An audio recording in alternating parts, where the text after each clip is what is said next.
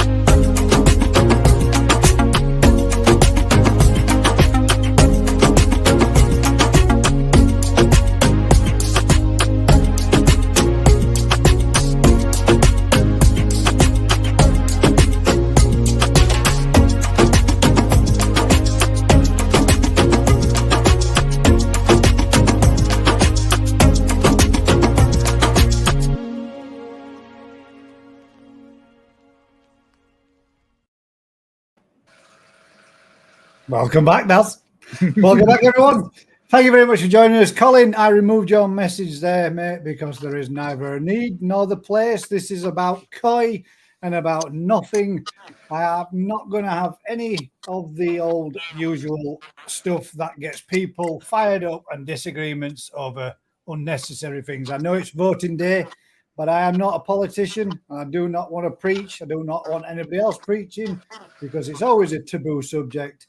If you start talking religion, if you start talking politics, if you start talking anything which is considered edgy, people get into arguments, and I don't need it. Don't want it. Not happening. So no offense, mate, but this is neither the time nor the place. If you haven't cast your vote, please go do so. For all those that want to do, we'll see you when you get back. If you have, thank you very much. Let's hope whoever the best one is wins. GKP for Prime Minister. Good evening, Pep. How has your week been up to press, mate? Me? Fine. Been and bought another big polytunnel. That's a future project to put up. Just got to chop all the conifers down first. Explain what happens before we start said polytunnel then, does, and how big is said polytunnel going to be? Right. Got to cut down all the conifers because they're in the way. What have we got to do that with, though? Chainsaws. Which type of chainsaws? Big ones, scary ones. We got climbing spikes. We got ropes. We got all kinds of stuff. We swing around like monkeys. Yeah, well, you can do the swinging. I shall be on the floor doing the chopping. I'm having the big wood chipper as well. Actually, talking about it as such, I mean, I know, sorry guys, but this is going to be a little bit of a question. Is it worthwhile just clambering up there to a height as best you can, slashing a rope all the way around it kind of thing, and then going straight across? Because conifers are made up of loads of big chunks out there. They're not like a main central trunk. It can be, yeah. They can be a single stem or they can be multi-stem. It just depends how they grow. Oh right, I thought there were most ones I've ever seen. It depends how much fun you want to have. I want to do a mega great big timber. Boom. Oh yeah, we can do a few of those, and we can do a few where you get your harness on, you get your spikes on, you climb up the tree, you cut every branch off, and you go up it like a pole to get to the top, and then you start. We do one of those where we go. Yeah. And you do what's called chunking. You cut them into chunks. Yeah, take a bit off. Take a bit off. Down. That's fun. I like doing that. Or we could just cut them at the bottom and just. Well, I'm going to do one. That's a bit quick though. There is like, I don't know, maybe 8 of them in there, or maybe 10 of them. It's about 20. Is it that many? Jesus Christ! I thought there were.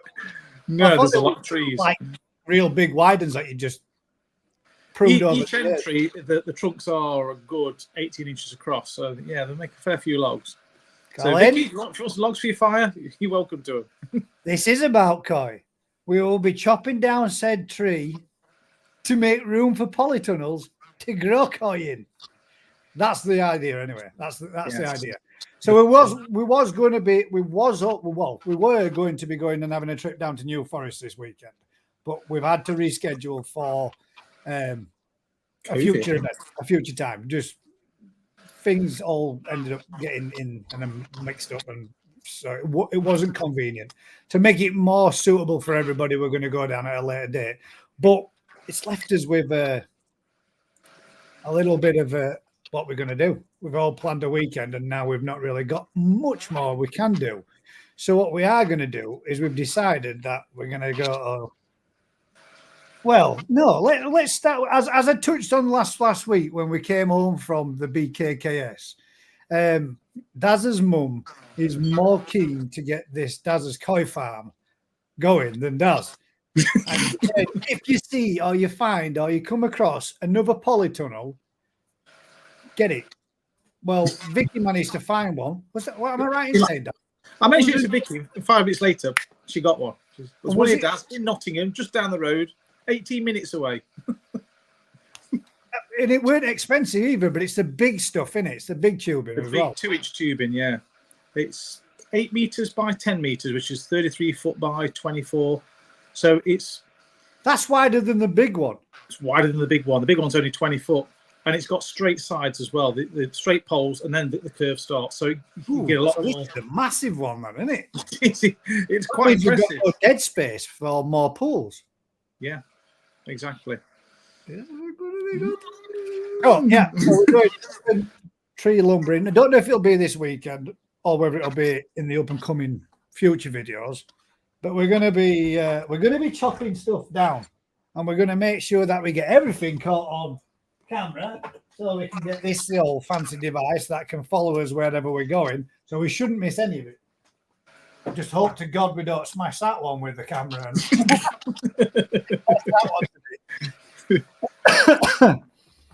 But I thought I'd just check this out, Daz.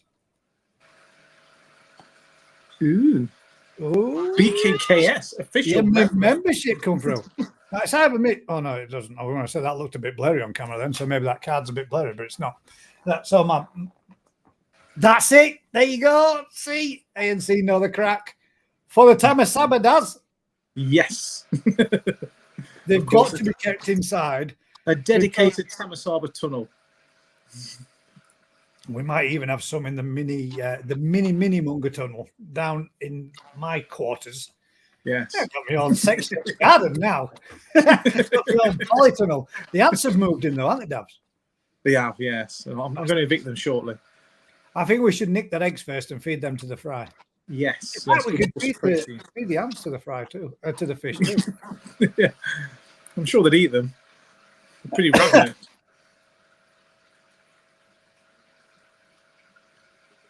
Oh, Aaron Mooney says, "Evening all. Give me a shout out. Give me a shout, Daz and Gaz, and I offer to help a hand with trees. I only live 7 miles. Catch the tram to DK. Yeah. Sweet, mate. There you go, Aaron. We shall let you know when, mate." But yeah, that's the idea. We managed down at the Coventry Koi Show, the BKS 44th Koi Show this year. Daz managed to. Was it 4, Daz? Did you get 4? What's that? Oh, yes. 4 tamasabas, yeah. Yeah, he managed to snaffle himself 4 tamasabas, and Vicky got 3. Oh, Vicky got 3 as well. So between them, they should have some different global domination. Yeah, so hopefully, fingers crossed, in the very near future, there will be tamasaba available from the DKF. I think they're all different bloodlines as well, but they're all Mara Hero. So they're the good ones. That means that if we get one good spawn from them, there could be a tamasaba for every subscriber. Yeah, we will get one in every pod. They spawn every 2 weeks. Oh shit, man! We'll definitely get one for everybody then. No problem. Yeah. We have run with the damn things. There we go. Hi all. I was wondering if you can help me with dosing for PP bath. New fish before going in the pond. Well, if you're using the liquid version, mate, there's a liquid version tells you on the back of the bottle, and it has X amount per X amount of litres. I think it's something like, I'd have to run to check. 10 mil for 40 litres, something like that? It's something like that. 10 mil to 40 litres, I think it is. And it's supposed to be a 30 to 45 minute bath, depending on whether or not the fish can do it. That's what I use. But I'll be completely honest. I put in a little more than 10 mil. I actually put in 20. So I put mine in. I bought all the fish I bought from the show. I put them in a PP bath. And 2 of the buggers jumped out. They obviously had enough. But they actually jumped out, but into a pond, though, didn't they? They weren't one into the left hand side, one into the right hand side. I was balancing the bucket that they're in on the divider between the 2 ponds. One jumped to the left hand pond, and one jumped to the right hand pond. Yeah. And the stuff that both me and Daz use is the NT Labs pre-mixed stuff. Yes. Which is quite good because you don't have to dick about with it. You just literally pour it in, give it a quick stir up. But I always put in, and Daz always has done, we always put in it. I know it's blowing like a gale out there, isn't it? We always put in a little air stove just to leave them in with them. And I've found that mine have every time without fail have hit the 35 to 45 minute mark without a problem. Never had any. I've never had any die on me. So whether or not it gets rid of everything, I don't know. But it's certainly a little bit. Yeah. A bit of a something to do. Yeah. Mine are still in quarantine, but you can only do what you can do at the end of the day. You do if you're doing the most you can, then. Yeah, I mean, to be fair, with the pre-mixed stuff, and you're using that, it's literally self-explanatory. It says it on the back. If you're using the powder form, and I wouldn't really know. I wouldn't know what the actual. It's hard measuring. But I would have thought that more than likely Rick or somebody else might be on later on that might be able to help out and give you a bit of it. But we'll come back to it, mate. I shall double check for you. I've never used it. In fact, all I've done before when I've just mixed it so it looks something like the same sort of colour does. And we have used it, haven't we? But we've just gone, that looks like a similar sort of colour, and just dropped it in. And then I think I put in a tip of a teaspoon, and that was about whatever that weighs. Don't ever try and measure it on kitchen scales of small amounts of PP because they're just not sensitive enough. Yeah, they're not. The digital ones. Yeah, I got some from the Newark show last year. Brilliant. They're a little, like a compact case kind of thing, folds out. And drug dealer scales, they call them. But they are super accurate. All scales are available. Yeah. Get yourself some of those. They're only about £5 at the show. Not more. You need to be able to go down to a small amount of ounces or grams, don't you? Yeah. I'll definitely find out for you, mate, though. There you go. Kasuri 10 grams per 1,000 gallons. Yeah, but there's not you can't 10 grams per 1,000 gallons. So if you were doing, it's not even going to be a gram, is it, for 100 gallons? No, So it's a small amount. It's hard to measure. It's a small amount. It's unreal. That's why I'd go with the liquid ready done. It's so much easier to calculate. Well, I know you say that there, Chris. I always like the crystals when PP. You find it stronger. It's just as strong if you mix it into the content or contents. That if you add it, that one bottle does 5,000 liters, I believe, or 5,000 gallons. So one bottle is strong enough to treat 5,000 gallon. I'm pretty sure it says that bottle of it. So if you wanted to, if you got, a bigger pond, double it up to whatever you get to your treatment. But it is way more expensive. Yeah. And Marek, totally agree. The weather has been absolute shit. Totally agree. Crap. It's literally, again, when we said over the weekend, temperatures were up to 20, 21 again in my pond. On Monday, we were back down to 13 degrees. And now, today, I'm back up at, I think it just said 15.5 out there. So it's proper cold. That's spring temperature. It's not summer. No. But if you looked at it, I don't know if you can tell. Oh, it's actually dropped off a bit. I actually thought earlier on, Daz, while I were outside doing a little bit of a filter clean, I actually thought that little Japanese acer, it's gonna get ripped out of the ground. It was hooling it, blowing it all that way. And I thought, Gas does live in the North Pole, though. I do, yeah. It's like it is. Yeah, it's a crap hole. Huddersfield is freezing constantly. Did I miss anybody's comments? Let's go back through and check them all. But yeah, good evening to everybody that's joined us. Thanks very much, everybody, for coming on. We have got Rick coming. He's got to go and cast his vote. There you go. I brought it up again, but he's going out there to do that. And he will be on with us. I've sent the links through to everybody else. Hopefully, fingers crossed, they'll be joining us ASAP.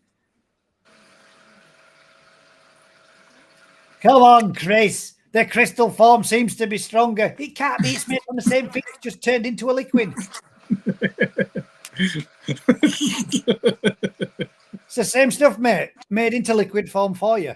It is a crystal initially. That's the only difference. It's pre-mixed. It says it on the bottle. Pre-mixed. Pre-mixed is made from the crystals. So it's the same stuff. But wet. but a wet version. But a wet version. You dry it out with your hairdryer and then reuse it again.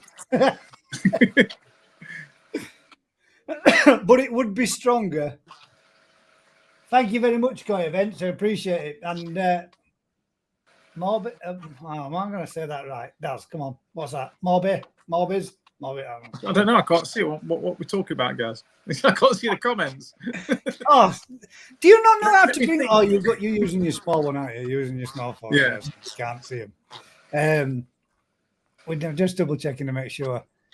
Chris says, "Guys, seriously, I'm not falling out with you." I know I'm not. I'm just saying it is. It says pre-mixed, mixed, but it's mixed from a crystal. It is a crystal form, isn't it? Before it's mixed. Yeah. It's funny, isn't it, how people have the little hang-ups with certain things. Yeah. It's what you get used to. I suppose if you use it as the crystal, and that's what you're comfortable with. I was the opposite way around, Chris, to be fair. I started off with the liquid because the crystal scared me to death. And that was mainly because exactly what Daz said there. I could never weigh them until I bought some decent scales. Go meet a couple of dealers. Where did you get yours from, Daz? It's a Newark show. From a show, didn't you? Yeah. Yeah. Anyway, good evening to all those that have joined us since. And what I would like to say, first of all, is a massive, massive thank you. This year, there is a slight difference in my video. It's nowhere near as in-depth as what it has been before, but boy, was I... What's the right word? Having fun. Humbled. Yes. It was unreal. It was really enjoyable. People that came... if anybody knows the layout, you've all seen it. You go in, you kind of... all your stalls and everything are on your right hand side. The vats are on the centre to your left, and it goes around in a rectangular shape. It literally took us 6.5 hours to get 3/4 of the way around. By that time, we'd only looked in 2 vats. The first one was Vince's when we walked in, because Vince called us and said, "Oh, my vat's just there." So we had a quick look in his. And then we walked a little bit further around, and we'd seen Lee Hadfield was stood at the side of his. So we had a quick look in his. And that was it. We'd seen nothing else. We stuck his heads in. We had a couple of natters and a few chats with, Adam Bayer, etc., just to say hello to Ryan, exclusive to Koi, and then to Crafty down at bottom. But Crafty were well busy with that many people in. So we decided we would bring ourselves and have a slow walk round. By the time we got 3/4 of the way around it, I said to Daz, shut him. We've not even seen anything yet. We've not even got round. We stopped, had a little bit of dinner, had a chat and a natter with a few people down there, and then we tried to make his way back out again. And I don't mean this rude in any way, shape, or form, because it made my day. It really did. Yes. The amount of people that come up just flew by. The day just went like that. Yeah. By the time we'd realised it were 5:30 and we hadn't started looking at the vats. Was it 5:30? No, 4:30. 4:30, sorry. And we hadn't even started looking at the vats. So we quickly not ran round them, but went round and had a look in every single vat. And we got back round to the top end just as they started to announce, "Can everybody please get out?" and we were still in there. So we had a quick last look on the top row, did them, into the car and back to the hotel. But it was fantastic, man. I've got to admit, it was the best show I've ever been to. It really was the best show ever. To be honest, Gaz, we could have done 3 days there.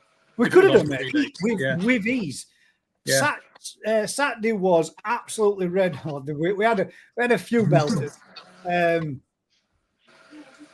We sat down for a little bit of a. In fact, we thought, sod it, didn't we? We had ourselves a drink. Yeah. We were being driven. Thank you very much, Vicky. It was greatly appreciated. So we sat down and we had a little drink, and then we were having a sit around and a natter and a talk and a bit of a chinwag amongst ourselves. And then Vicky turned around and said to Ross, "Would you like to put your bag in the car?" Because he was stopping at the same hotel with us, so he cadged the lift back with us, kind of thing. And she says, "Would you like to put your bag in the car?" He went, No. I've enjoyed a bit of a workout all day. I'll keep it on." For the last hour, we all had a good giggle at that, a good laugh. But the banter was just continuous all day, all day, all evening, all afternoon, and then when we got to the night do, we all went back and we all had a few beers. Ross was blown away that the bar shut at 9 o'clock.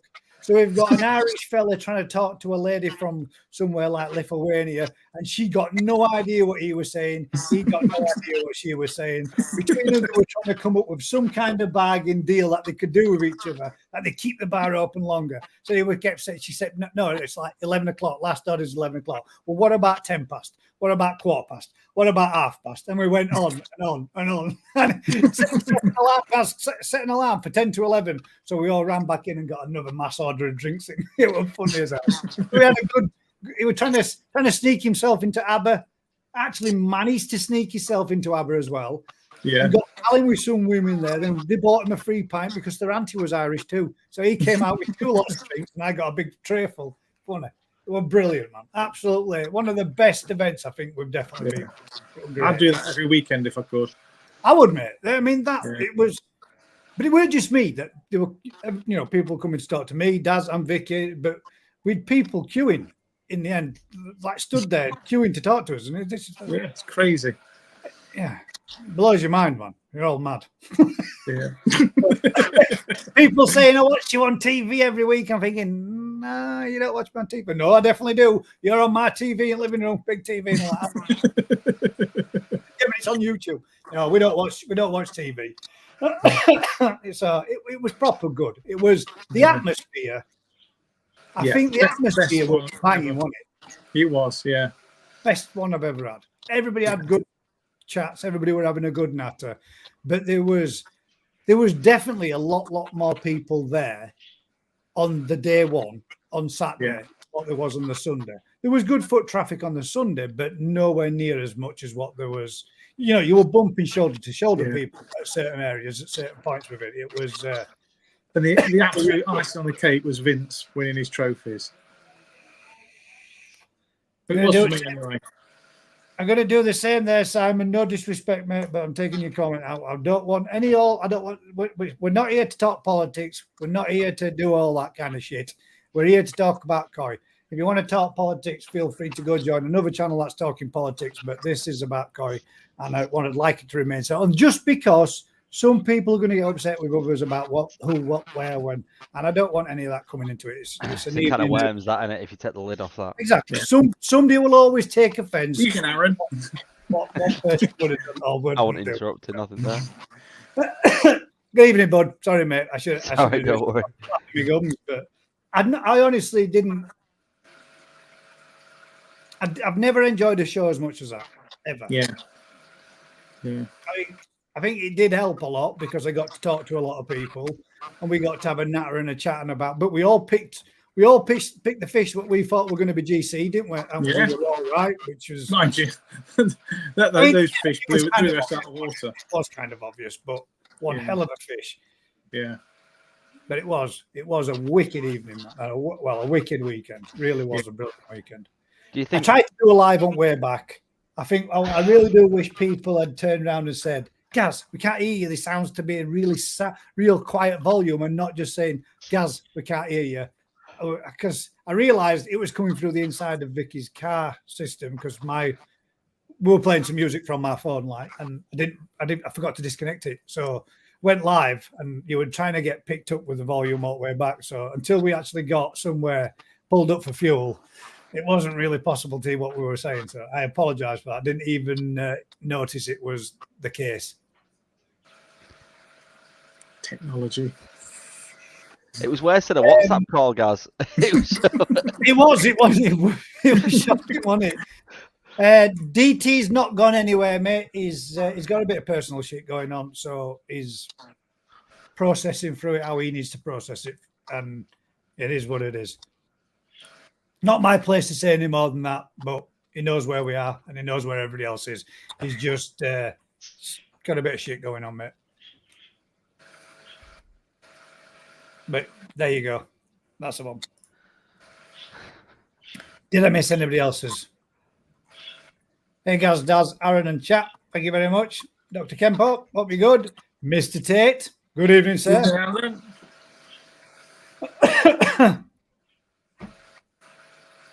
Reserve was my choice. Well, I'm just going to drop us all out. Hang about. Can I do this? Does anybody? I don't know if I can do this. Try it, Gaz. Do it.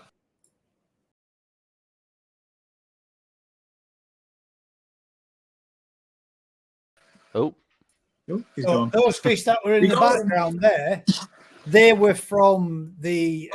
They are fish from the show, but I can't remember whose they were. But they're extremely nice, and I just thought I'd wang up a few random ones just as a little bit of a backdrop for when we do. You know, can we see that if I go? Was the reserve a shower? Who's put the reserve was my choice? Up north, Koi. What was the reserve? Yeah, there we go. Oh, that's the one. But I think they might have been chips fish. I don't know for sure. Something tells me they could have been chips. I think they're nice, them, aren't they? Because chips fish always seem to spawn for some bizarre reason. Yeah, they did. Yeah, they did last year.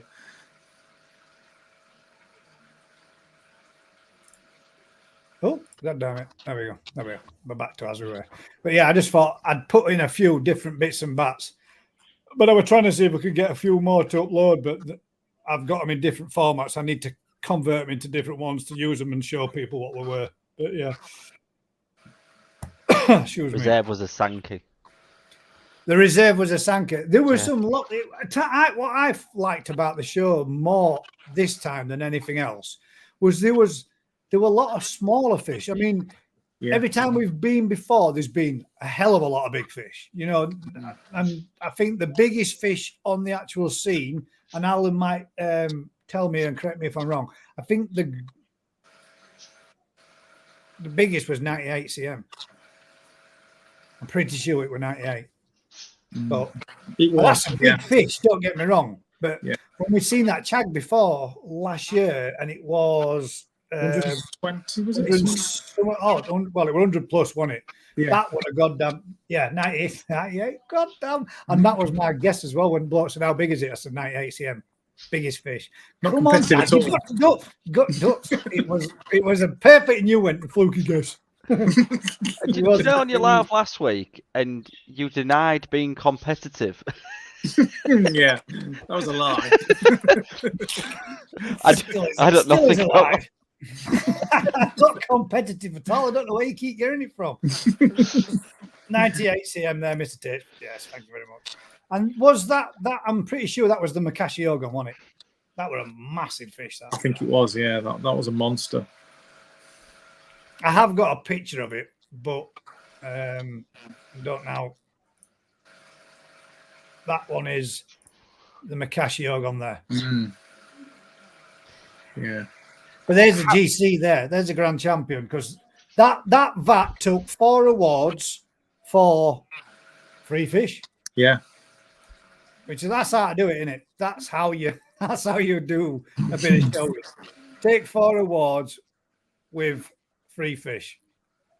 Yeah. I'm pretty sure that this one, I don't know if you can see that. Can you see that? No, you can't. You can't see my marker on there. The Makashiogon was a 98 cm. Yeah.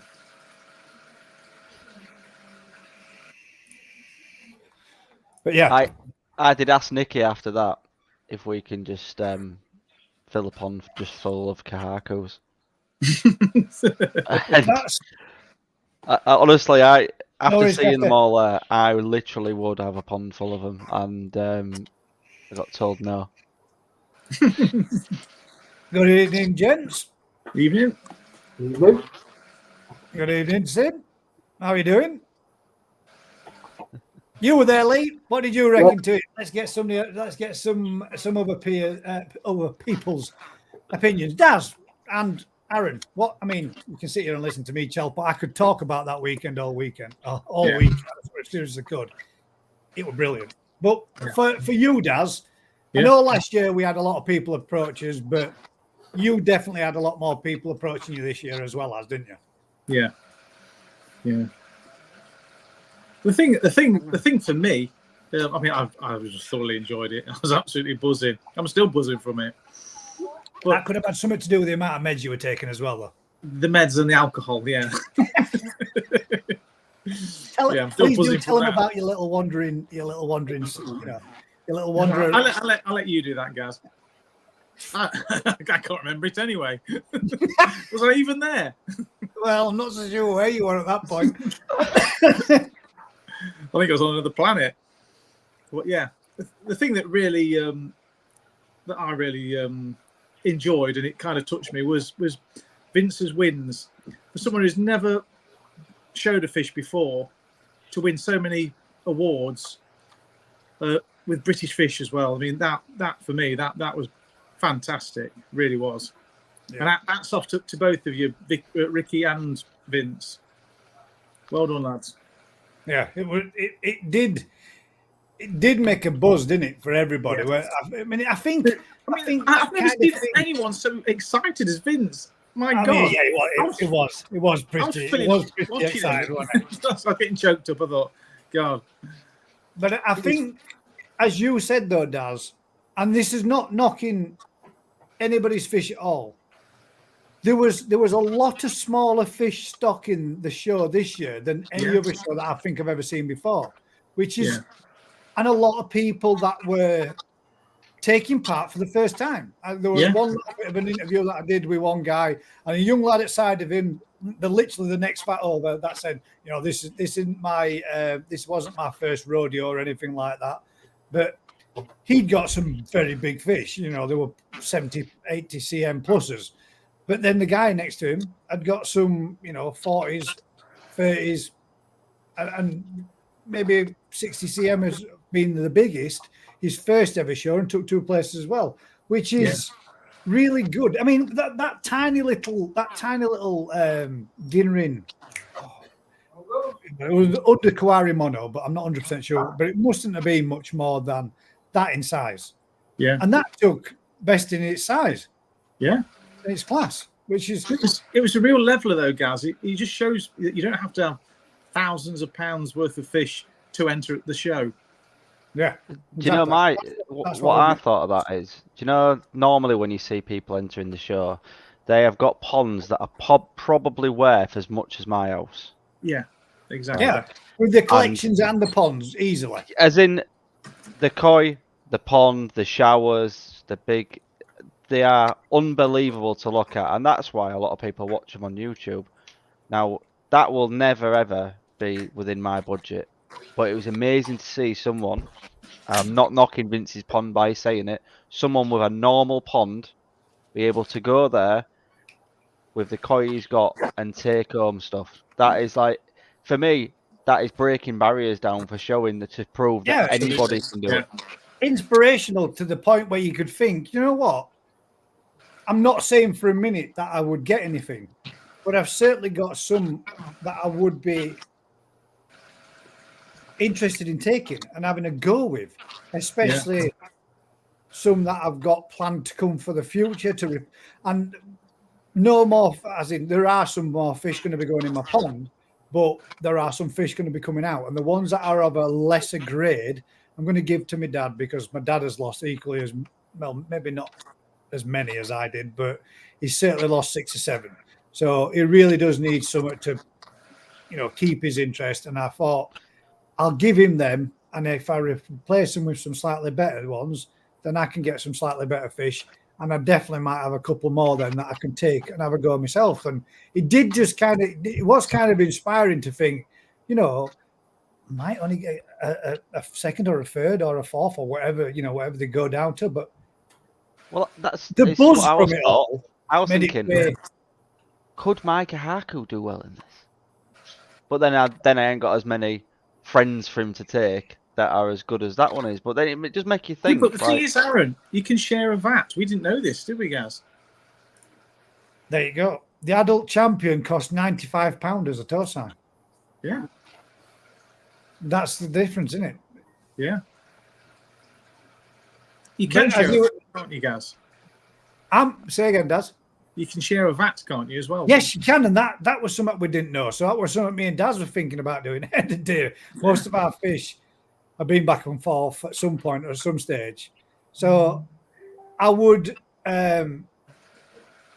be seriously considering perhaps maybe banging a vat together, me and Daz, and sharing one. Putting something in the mind, something is Micah Haku join a vat. Yes, that's what I mean. It could do. I don't know how many you can have. I don't know how many people you can get to share a vat, but yeah, so, it would appear. I'm wondering then, is that where, if you can share a vat, is that where when I read it, it was like the koi club?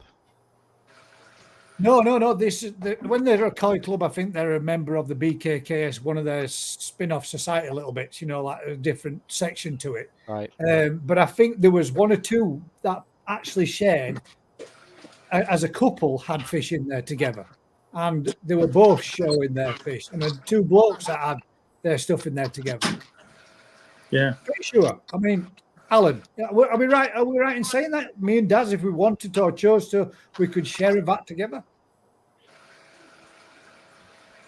Because it'd be might be a bit cozy, Gaz. 3 of the 6 winning koi were British bred. There you go, from Vince. Yeah. Yes, Mr. Tate, maybe you could jump on and tell us a little bit more. Do you know, I'd really like to, for someone to go into the ins and outs of like different sizing. And I know when you watch Lee's video when he was saying that he wants to keep it under 35 because then it's in the next size, and it'd be really good if there was more category sizes. Not more category sizes, more like proper educational videos on that side of it. Well, it's all in the card. It's all on the system. If you join and go and have a look, it's all there. The videos on the system. There is a fair few bits of stuff on it. Yeah, it's quite a lot. But I don't know all of it, the ins and outs of myself, mate, because I literally only just made mine the night before we went. So Yeah. I had meant to, but forgot to. I'd already made a membership and joined. I just hadn't paid for my ticket. And I thought, why didn't I pay that overnight? And that was because my son and my granddaughter came up and I got way distracted. I went in there, came back and forgot to switch PC off. Then realised that I hadn't paid. I thought, oh, damn it. I did that. And I left my bank card in my van. Right? And it was at home because we came in the car. So I spent all the effort of making an account and then couldn't even. Yeah. Don't do what I did and expect to join on the day. You can't. It's got to be done I online. thought you could do, though. I assumed you could, because you've got the BKK stand as you go in, but no, you've got to do it all online first. Missing a trick, aren't they? Daz is afraid of the online. Oh, goddamn technology, I hate it. Gaz just wants to pay in cash. If you can pay for it on cash on the day is what you wanted to do, Daz, didn't you? Yes. Are you skimming money or something? Are you like trying to? No, I'm not skimming money. That was my pocket money, my birthday money. People don't send me birthday money through whatever, WhatsApp or it's actually in a card, money. Yeah. So I got that money to spend, but obviously they wouldn't let me spend it. So I had to spend it on other things. So Daz decided to spend that then later on alcohol. Yes. And boy, did he do a good job. Well, I didn't want to let you down. Well, mate, you definitely didn't do that. It was, yeah. Come on, Gaz, suck that. There was one point at one stage where I had 3 lined up, and Daz got what was my third, which was the only one he had, and he went, "Come on, Gaz, come on." So it was a case of neck and back and catch up. But then slightly later on in the evening, Daz decided they were going to go for a quick pop to the little boy's room, so to speak, and did this special dance all the way across this big field outside. And there was a small little incline banking about this big. And he did these tiny little granny steps all the way up it. And then halfway up, decided, hey, back up it. All the way through to the foyer, got to the foyer, and there was a plastic bush. And being a landscape gardener, Daz had a feel of this plastic bush and then wandered off and disappeared. come back like, hey! Celebration because he beat bathroom. Actually took some finding though, bathroom, didn't it? I don't want to see where it was, to be fair. It was like a spoon's bathroom. Everybody waited for him when he got to the door. When he got to the door, we all went, "Way!" Everybody cheered at garden. It was touch and go whether I'd make it. Yeah, it definitely was. It was wicked, man. Proper good weekend. But I do say, if anybody goes and you want to go, you got to go down for weekend. Yeah, go down for weekend, especially if it's a little bit of a travel. Make it as a little bit of a weekend break. Find somewhere. Yeah. I mean. It's not expensive, is it, Gaz? It wasn't, no. I mean, with everything. £46 a night. Yeah. I mean, it weren't the Ritz, don't get me wrong. It was a straightforward little. Well, I was in a wardrobe with a bed in the inside of it. Mine was a small room, literally a box room. But the bathroom was probably bigger than the room. I figure that one, but it was. But it was everything. Yeah, no, yeah, my bed was probably about that wide. One of those where you roll over in it, and I thought, whoa, shit. And I was like, out the other side.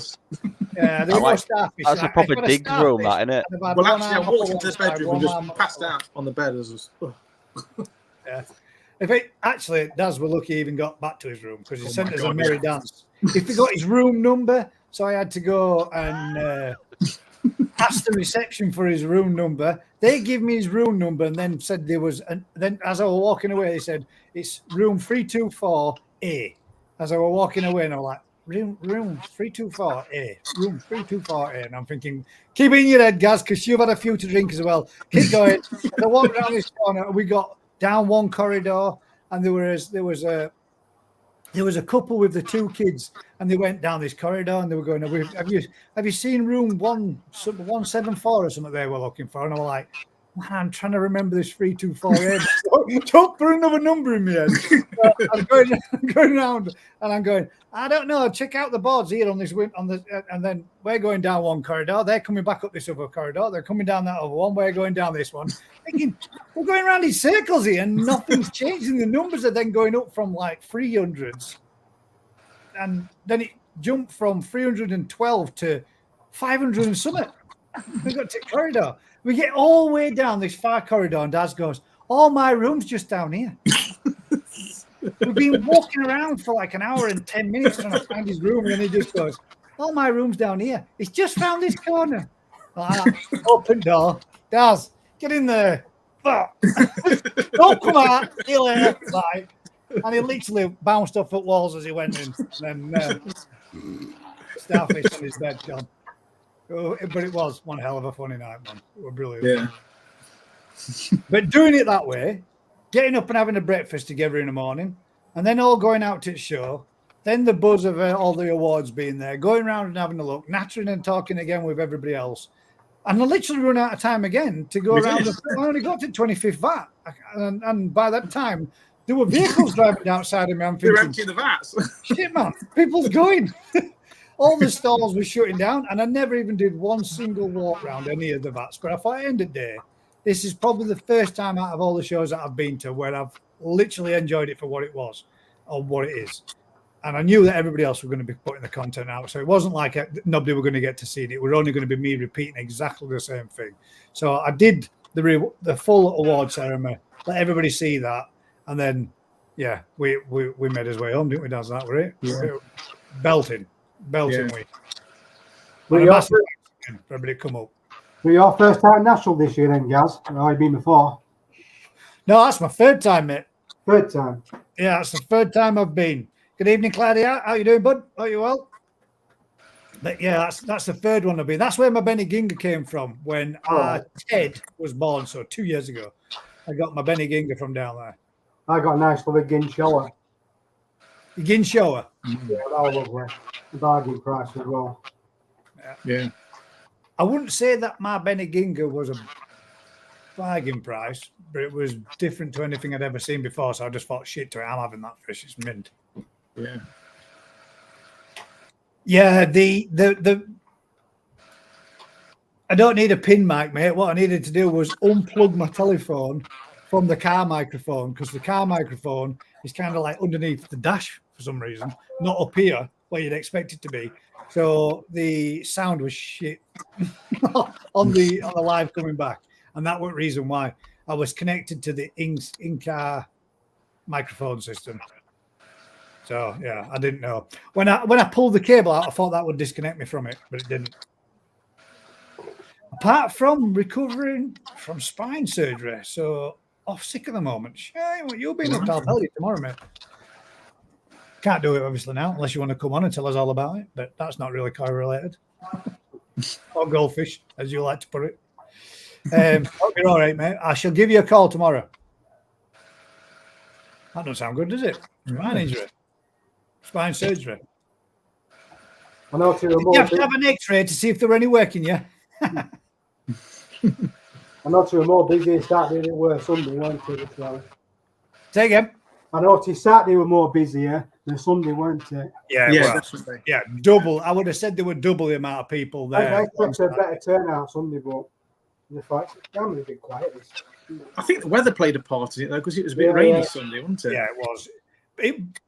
It weren't cold though, was it? I mean, I jokingly said it's not going to dampen her spirits, but it seriously didn't, did it? It wasn't. It was still It did warm, stop us. just a bit of drizzle, but it was. Yeah. It was. Yeah. Go on. My family were shivering, weren't they? All three of them that Oh, came. yeah. Yeah, they were. Your last looked freezing, and dog was sat there on floor, curled up in a ball, thinking, "This is hypothermic." Lightweights. Covered and catered themselves. I brought a jumper and a body warmer. I thought that just in case, I'll bring that, and I'm glad I did because I had to go put it on at one point because it did get a little bit cooler. Yeah. Does anybody know how much it is to hire a stall here for the weekend then? To hire a business stall? Yeah, craft store or whatever. Well, Crafty will be on shortly, unless Mr. Tate can tell us. But I would hazard a guess he will know exactly how much they are. I think it's 75 quid for a vat, but I don't know how much it is for a stall. Might be able to find out by going on BKS and having a look. Well, I don't know, but I've got to talk to him. Sure, he said it's like £1,000 for the stall. I thought, no, it can't be. Oh yeah, definitely, it is, yeah. definitely £1,000 for. If I know one of them's £1,000, yeah, something like that. So it's a lot of money to make back for dealers or anybody to. It is. You know, to make a profit on top of that as well, and whatever you're travelling and all that. Yeah. Shopping combination, isn't it? It's a lot of money to make back. But all shows are like that now. I mean, you go to the NEC, you're paying a hell of a lot more than that for a stand. Let's see, what does it say there?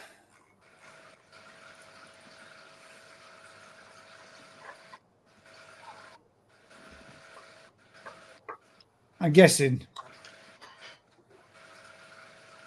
there'll be somewhere on it, but I think I'd heard that £1,000 figure before as well. good evening. I've Hello. heard you're not well. Yeah, mate, I think I caught COVID in the bloody show or something. Apparently, there's a few people that have come down with a little bit of something though from it, and not feeling too good as well, mate. So you're not on your own. Yeah, I don't know what it is. I feel a lot better now. I thought it was hay fever to start with, but no, I think it was a bit more than that. But I'm all right now, mate. I'm recovering. Well, Apparently, it's the most beautiful YouTuber, according to his video. Matt, You had me in mate, stitches there. That's what my mum said.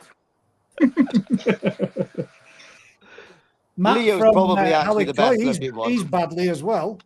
Pardon? He's Matt from Howie Coy. He's badly. He's in bed as well. He's not coming on this evening. He won't be joining us because he's sorry, bud. My bed won't let me get up. So he's obviously feeling a bit rough. Speedy recovery, mate. Hope you're feeling well. Cheese and onion sandwiches and a cup of tea. My exclusively mug will sort me out. That's it, mate. There's men, and then there's men. That's it. You just got to crack on. You got to close with the enemy and drive a bayonet through his chest, even when you're ill. He was saying that though. To be fair to him, he was badly at weekend and all one. He didn't well at all.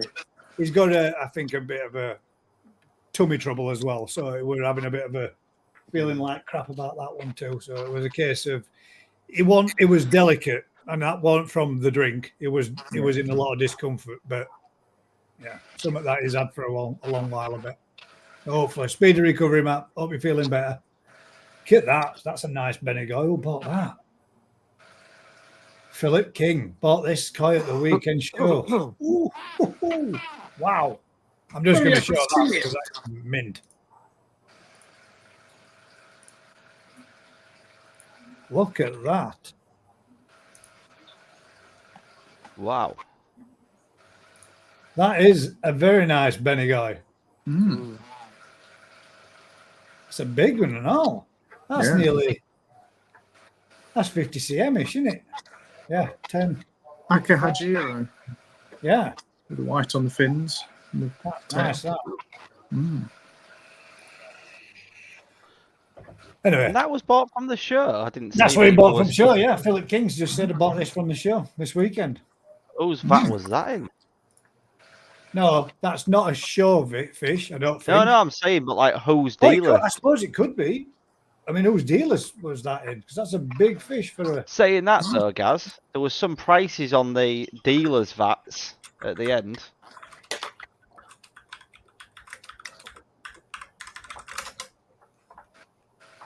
Stunning fish, whoever that is. Oh, yeah. Congrats, Miss Hadfield, on Adult Champion. Oh, yeah. Thank you very much. To be honest, the Adult Champion had a really good time spawning, so it looks like an empty nutsack at the moment. I want to get some more volume on it, hopefully, for the Newark show. Yeah. The thing is, though, Lee, I was talking to Chip, and Chip said that his fish had spawned, and it reminded me that female fish don't need a male to spawn. Not that I didn't know that, Chip. But he did say that now that she spawned, or now that they've spawned, he reckoned he'd get another 5 or 6 cm on those fish this season, which I Really? was really interested.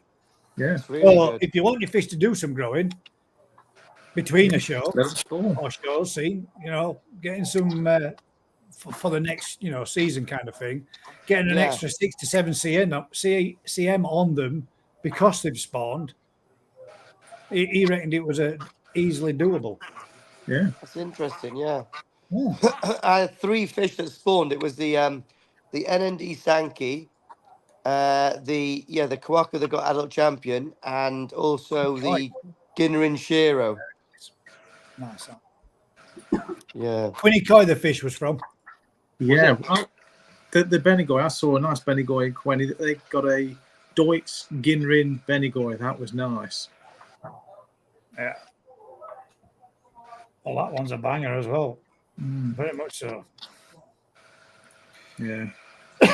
Crafty says he's going to be with us in about an hour, so we shall leave. We shall leave the grow-on fish, the tanchos that we've got for this evening's koi appreciation, and we'll get back to them later on. We was asked a question by Memorabilia Walls. I'd like to hear what people's opinions are on the waterboard causing havoc with people's ponds. Derby Koi recently posted about it, and I'm pretty sure we've had issues with the water supplier. But as we had Sid on the other week who explained all that, I did point her out to the evening's worth of conversations that we had on that subject, Sid, for her to go back and have a look at. So hopefully, fingers crossed, she's found all the answers that she needs to know with regards to that from what you was telling us earlier, Sid.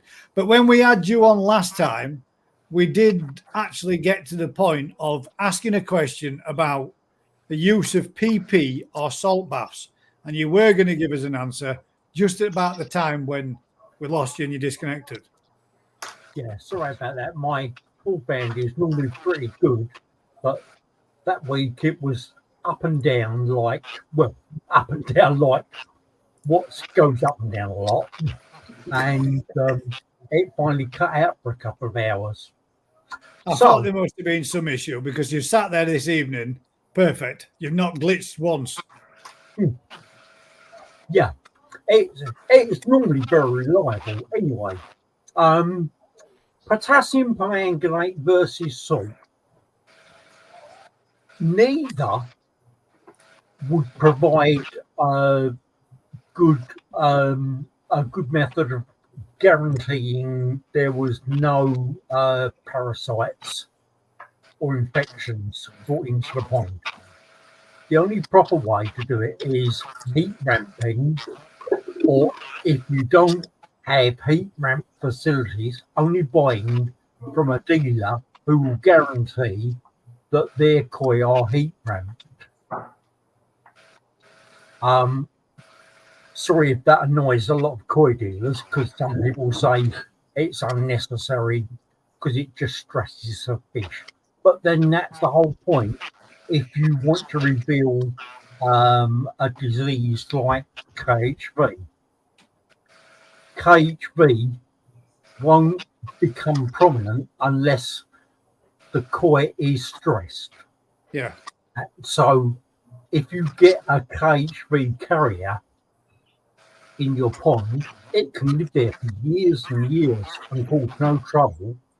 And then one day, the temperature goes a bit above normal, or they're spooked by a predator or anything that would stress them out. And then that KHV breaks loose and the koi starts shedding the virus.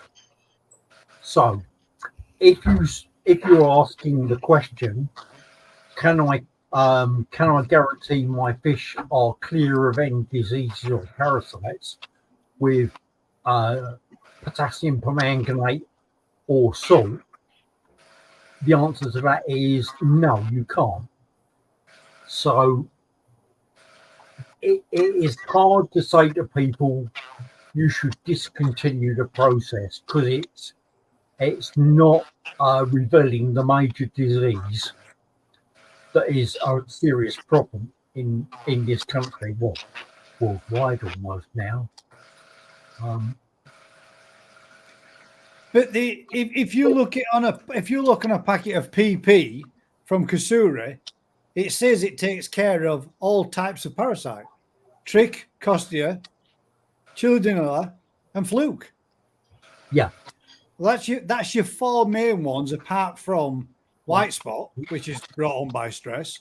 So surely a PP bath for a new fish coming to your pond would prevent the contamination of parasites only.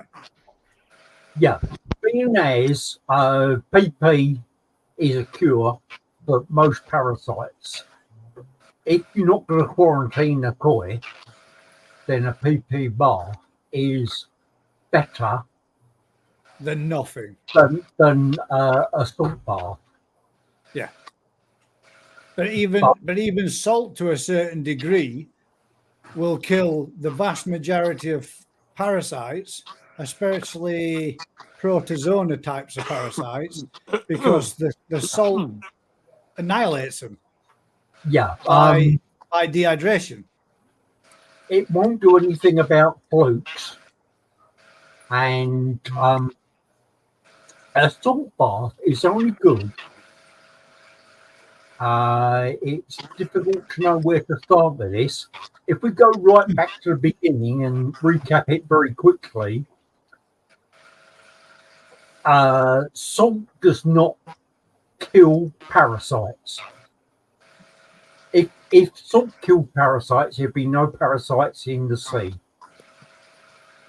What actually kills a parasite is the sudden sodium shock and the sudden dehydration.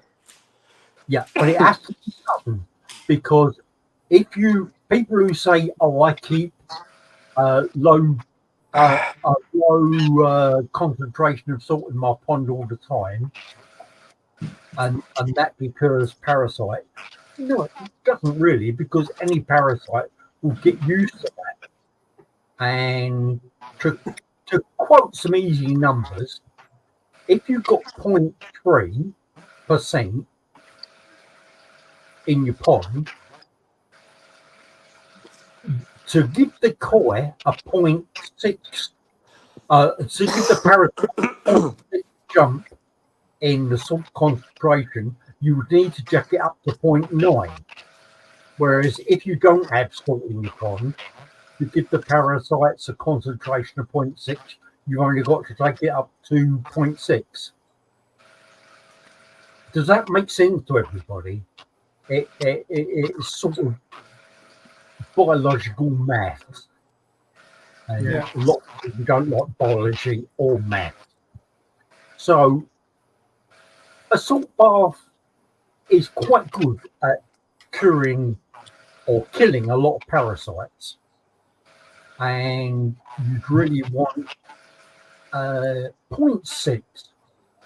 Yeah, different people will have different ideas, because some parasites can be killed off at lower concentrations. But if you want an average concentration that will kill most parasites, even southern ones, then a sudden shock of going from 0 salinity to 0.3 salinity will cure a lot of parasites. But if your pond, or the pond they come from, it has got a low level of salt in it, then to get a 0.6 jump, which causes that shock, then you'd have to go to 0.9. And very quickly, the way salt kills parasites, as I said, is the sodium shock and dehydration. The sodium shock is quite. Parasites will become used to a salinity that increases slowly. But if you subject them to a sudden change, then they can't, because their bodies, their cells are so small, they don't have time to adjust before there are major detrimental causes due to the sodium shock. It's salt being sodium chloride, I suppose everybody knows that. The sodium shock and the dehydration. Yeah. The I reason I thought that's how it worked because of the salt content and the sodium, and it dehydrates the parasite to the point where it kills it, doesn't it? Because it can't can't cope with the change so rapid. Yeah. But it's got to be like 0.6 to 0.9 to do that, and then but obviously it's a short period of term for your fish because you start doing damage to the fish long term, leaving it in that conditions. neither fish, including koi, nor parasites like a sudden change in salinity. But because a koi, or a fish in general, is Osmosis. a much bigger entity than a parasite, it takes longer for the sodium and the dehydration to take effect, and it doesn't become fatal because fish have a sort of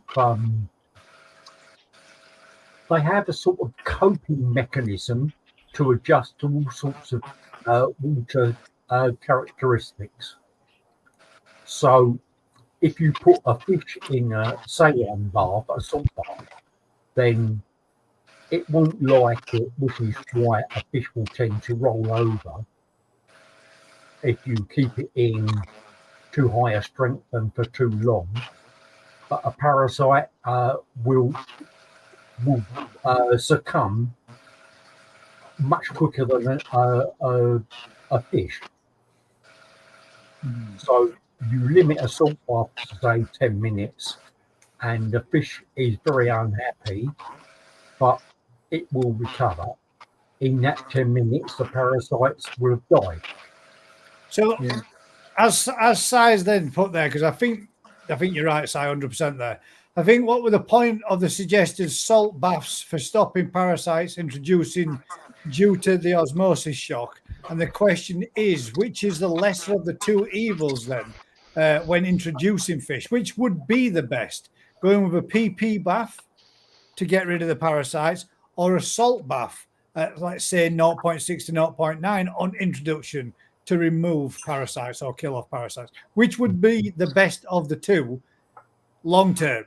So, potassium permanganate is more aggressive, so it's better at killing parasites. But unfortunately, potassium permanganate isn't a one-off treatment that fish recover from very quickly. Potassium permanganate will strip the mucus coat, the slime coat, as some people call it, from the fish, and that is where the first line of immunity defense is. So after a PP bath, koi has a very reduced immunity to subsequent diseases until that builds up. Now, Paula Reynolds knows a lot about that, obviously. She's had more decades in researching on koi and koi health than it'll be gentlemanly to reveal. But she is a very experienced lady. She doesn't like potassium permanganate because for at least a couple of weeks, that mucus coat is patchy and not properly developed. And even after that, it takes a long time. I asked her how long, and she said, I think it was mentioned last week. I'm sure it was something like, is it 24 weeks or something it takes for the slime coat for the protective full. How many weeks did you say? 24 weeks, I think it's something daft like that for it to come back. And that's, I do have the report that Paula Reynolds has put, but I've got that many places where I put and save stuff on my PC. I can't find it to hand right now, and I should have found this the other week. So for all that time, half a year, Yeah. The fish has, well, if it's koi, the koi has reduced immunity to all sorts of things. Yeah. I've got a question for you, Sid, on what you were just saying about salt. Do you know when you were saying that if a koi came from somewhere that's 0.3, you have to ramp it to 0.6? Yep. Is that because at 0.3, the mucus layer on the koi is thickening because of the osmosis level in the pond, to then shocking it, you would need to take it up that much more to have an effect? There's Well, it's no not- osmosis level in the pond. It's the fish's osmosis level. Yeah, but so obviously when you put salt in the pond, the mucus gets thicker, doesn't it, on the koi? Yeah. Right, Do you know what that is? Okay. The reason why the mucus layer thickens, it's not healthy thickening, making the immune system more effective. It's because the mucus layer is there to defend the fish against all sorts of detrimental things like parasites, obviously, and bad water quality will thicken up the mucus coating. But the mucus coating isn't just on the surface that you can see; it's also on the gills. Yeah. And it clogs the lamella, which is where the oxygen and carbon dioxide exchange takes place. If we have a blocked nose, we've got the option of breathing through our mouth. You know, it's a bit strange, but you can breathe through the mouth and stay alive, even if your nose is very blocked with a cold. Koi don't have that option. If their main source of oxygen supply is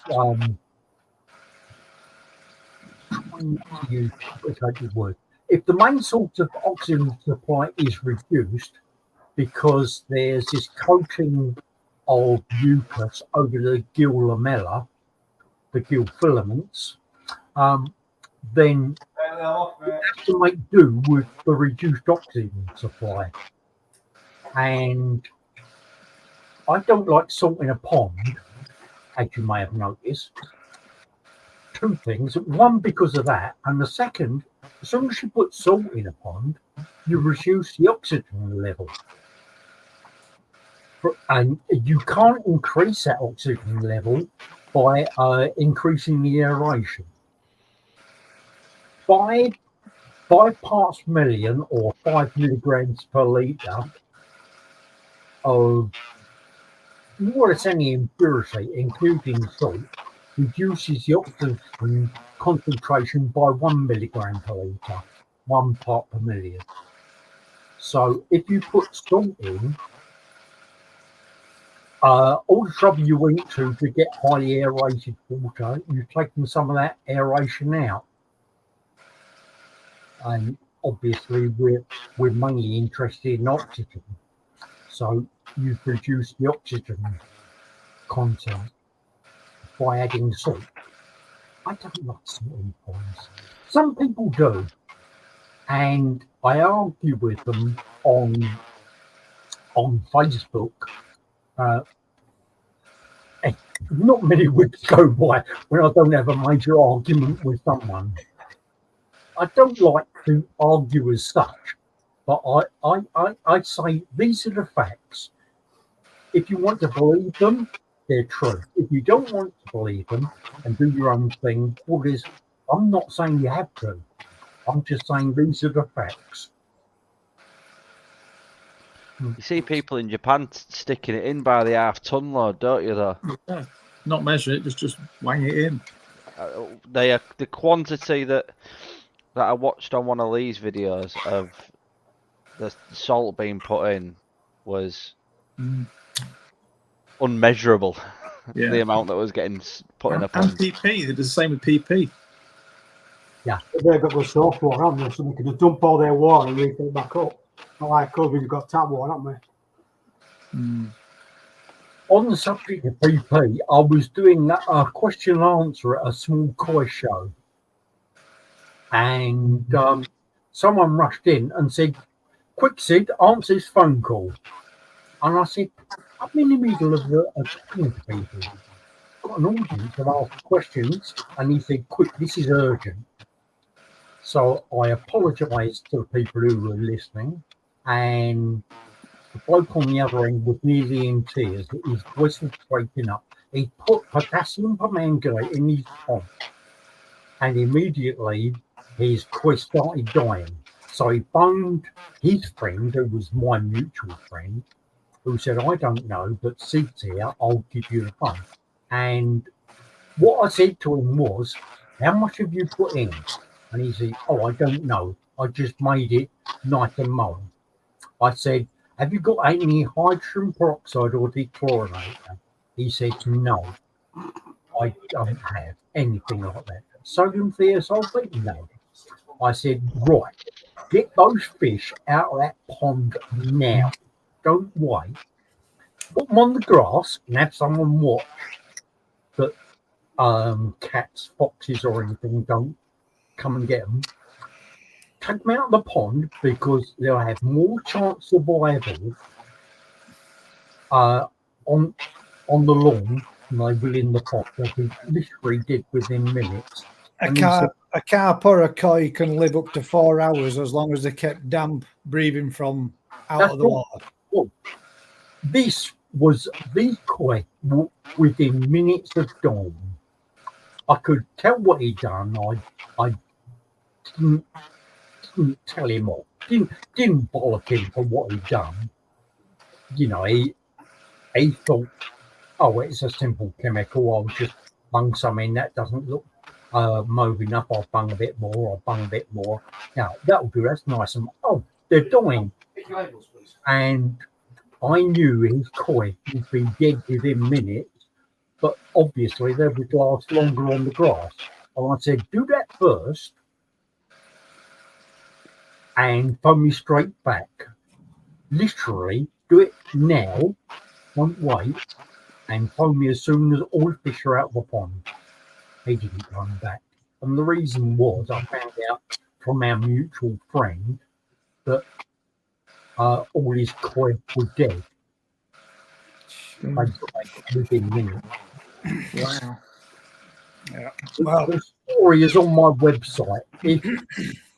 There's a story. There's a thing behind that. Then there. What's the 5 P's? Yeah. Piss poor.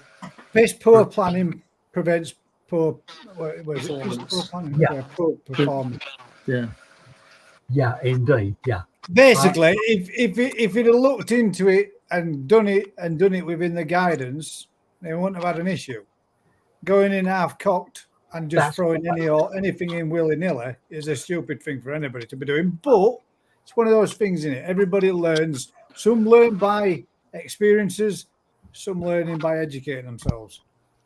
Unfortunately, that said, there, he's not the first, and he won't be the last. He won't be the last person that does it, because I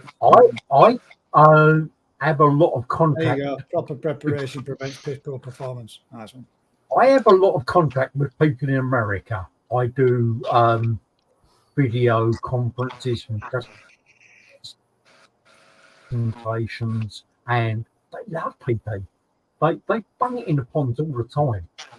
PP, a lot of the states in America, water is very short and they can't afford water changes.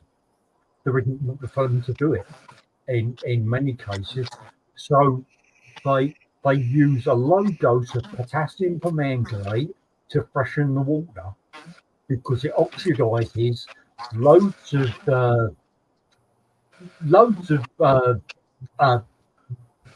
Organics. What can we say? Contamination. What it won't do is add oxygen, but aeration will do that afterwards. So they use a very low dose, as I say. Their maintenance dose, there used to be maintenance dose, used to be talked about in koi forum when I, you're laughing. When I first joined a koi forum, it was Duncan's Koi Quest, and around about that time in 2001, 2002, people were talking about monthly maintenance doses of potassium permanganate. We brought this topic up the other week because somebody that watches the show and is on the show as a guest and has his own channel used it for a monthly dose to keep the levels of organic matter down to a minimum. Yeah, it will do that. Unfortunately, it has this detrimental effect on the koi. Yeah. Potassium permanganate is not chlorine, but if I use chlorine as an example, we go swimming in water and they have a low dose of chlorine in it. Normally 1 to 3 parts per million, milligrams per litre, whichever way you want to call it. Now, once in a while, you'll get people saying, I've got sore eyes because the chlorine dose is a bit higher. And if it's much higher than a sort of sore eye level, it will actually burn your nose and your mouth if you get any in your mouth. You know, you don't have to swallow stuff. You swim and put some in your mouth. And potassium permanganate is like that. Don't anyone go away from here saying that potassium permanganate and chlorine are the same. They're not. But the effects on a bather of a high dose of chlorine is like the effects on a fish of a high dose of potassium permanganate. They don't like it, it burns them. And in fact, if you go too high, you'll permanently scar the gill lamella, the filaments that actually do the oxygen carbon dioxide exchange. So a regular dose and doing that would damage the filaments of the gills, making them susceptible. rendered useless eventually. Yeah. It'd be like saying I keep my swimming pool at 3 parts per million chlorine. Every month I'm going to jack it up 5 and go swimming in it because that'll be better. There's a sort of ORP value for water. With a relevance to, right, that's the best way of putting this. You've got Costier or Trick in high quantity numbers, which is the less of their evil. To leave those fish as they are, untreat them, or treat them with PP to eradicate them, and then if you was only using, say, and as it was said, it was 6 to 8 weeks for the slime coat to restore itself. If you was only using PP in your pond once or twice a year, that would fall more in the safer realms than doing it so to speak, if you were doing it a monthly. But if you were doing it purely to eradicate problematic parasites once or twice a year, it would be a less invasive treatment to some of the toxic chemicals or treatments that we use time and time again, year in, year out, month in, month out, that do absolutely nothing because the dosages just aren't strong enough anymore. Yeah. I would always say never dose a fish unless you know what you're dosing for and what you're planning to use is the right treatment. Don't just bung something in because you're sure it must do some good. Well, I'd like to think that the vast majority of people would be scraping, testing, and doing tests beforehand. But all of us have experienced at some point or at some stage that products just do not work because of EU regulations, making them far weaker now than what they are in other countries, for example, where they can get products that are far more readily available that we can't get, that do the job and nail them once. Whereas we get products that are weaker, you have to up the dose. So you're playing this mad scientist by adding more and adding more and adding more till eventually find the level what is suitable for your pond to take care of the problem that really we should be able to take care of with proper products that were available, let's say 10, 15 years ago. Yeah.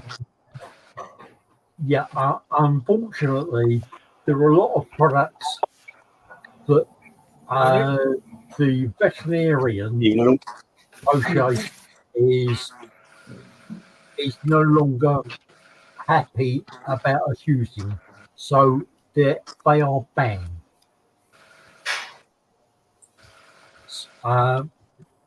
They might have been good, but a lot of reason for banning is no one's done research on them. Yeah. There's another story on my website. Straw is a banned item in a pond. Straw. Now we've all heard of that, but a preventative for algae. I'll quickly add, it's no good at getting rid of algae, but if you've got clear water and you put some straw in, then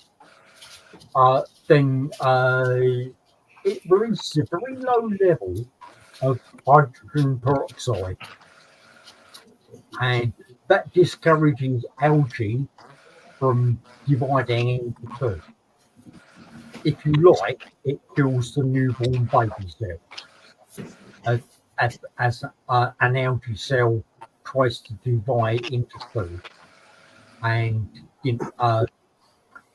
one makes two, two makes four, four makes eight, and so on to astronomical numbers. Now, if you put straw, barley straw is the best straw, into a pond, then yeah, but the amount of barley straw that you have to put into a pond, none of us would have a pond left. No, it is not that great. I did work out the amount. I've seen it firsthand, especially for trying to cure blue-green algae. 15 to 25 bales of barley straw put into an actual pond to try to cure the blue-green algae that they'd got. Granted, it did work alongside of aeration as well as, and some regular water changes. But the fishing club committee that we was in at the time actually lost sort of like 35% of the real estate for fishing in because of it. But, I can't look up the number on my website at the moment, but if anybody would like to do that, who can look at my website and not lose this, I can look at it here. What do you want to find out? So I'm doing. Aaron's doing it. He's on it. What's he Keyboard warrior.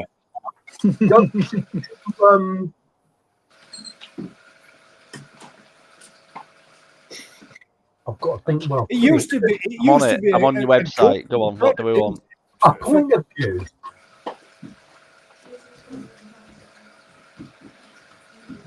Does the barley extract liquid offer the same product, the same principle? Yeah, Aaron.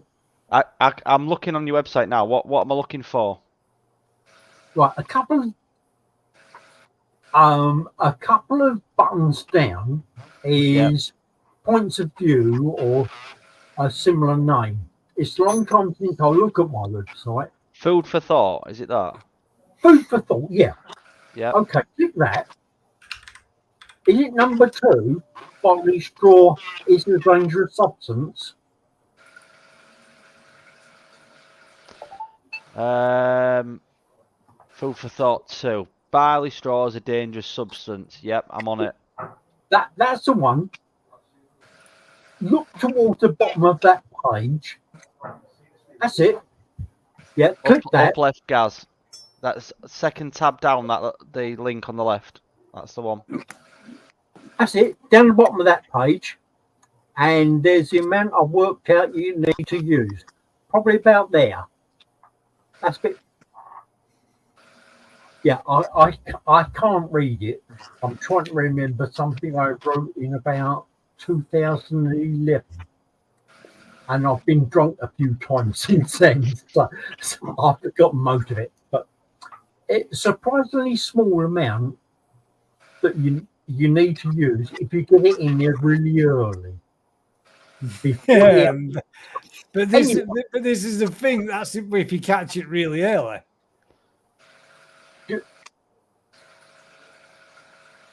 There we go. Another reason for oh no, sorry. Where is it? The bit where it says that yellow box at the bottom is indicates the minimum quantity used for a koi pond is 34 grams per 1,000 gallons. That's it. Yeah,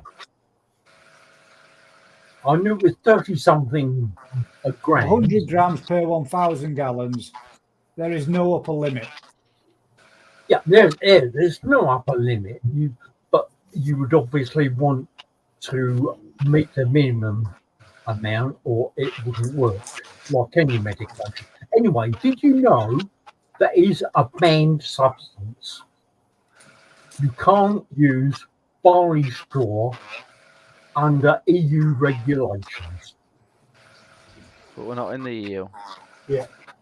No, but we've still got to apply to the new speed things that they fit into all those vehicles. Why is it banned? So, it's banned because it's called biocide. Now, good evening, mate. Evening, Crafty. Evening, guys. But under those EU regulations, and I believe that we're still compliant with EU regulations on things like that. But certainly when I wrote the article, they were going to ban it unless someone did the research to prove it was safe. They were banning a load of pond.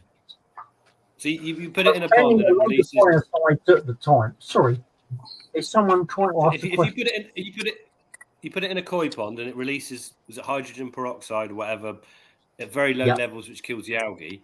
Does that not just kill your biofilter in the same tune? To some extent, people often ask me, will that damage a biofilter?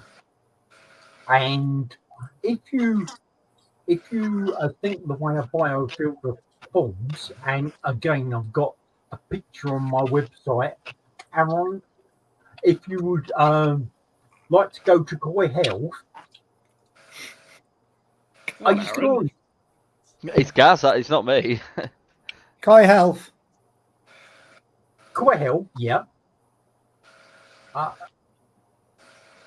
halfway down is a picture of biofilm.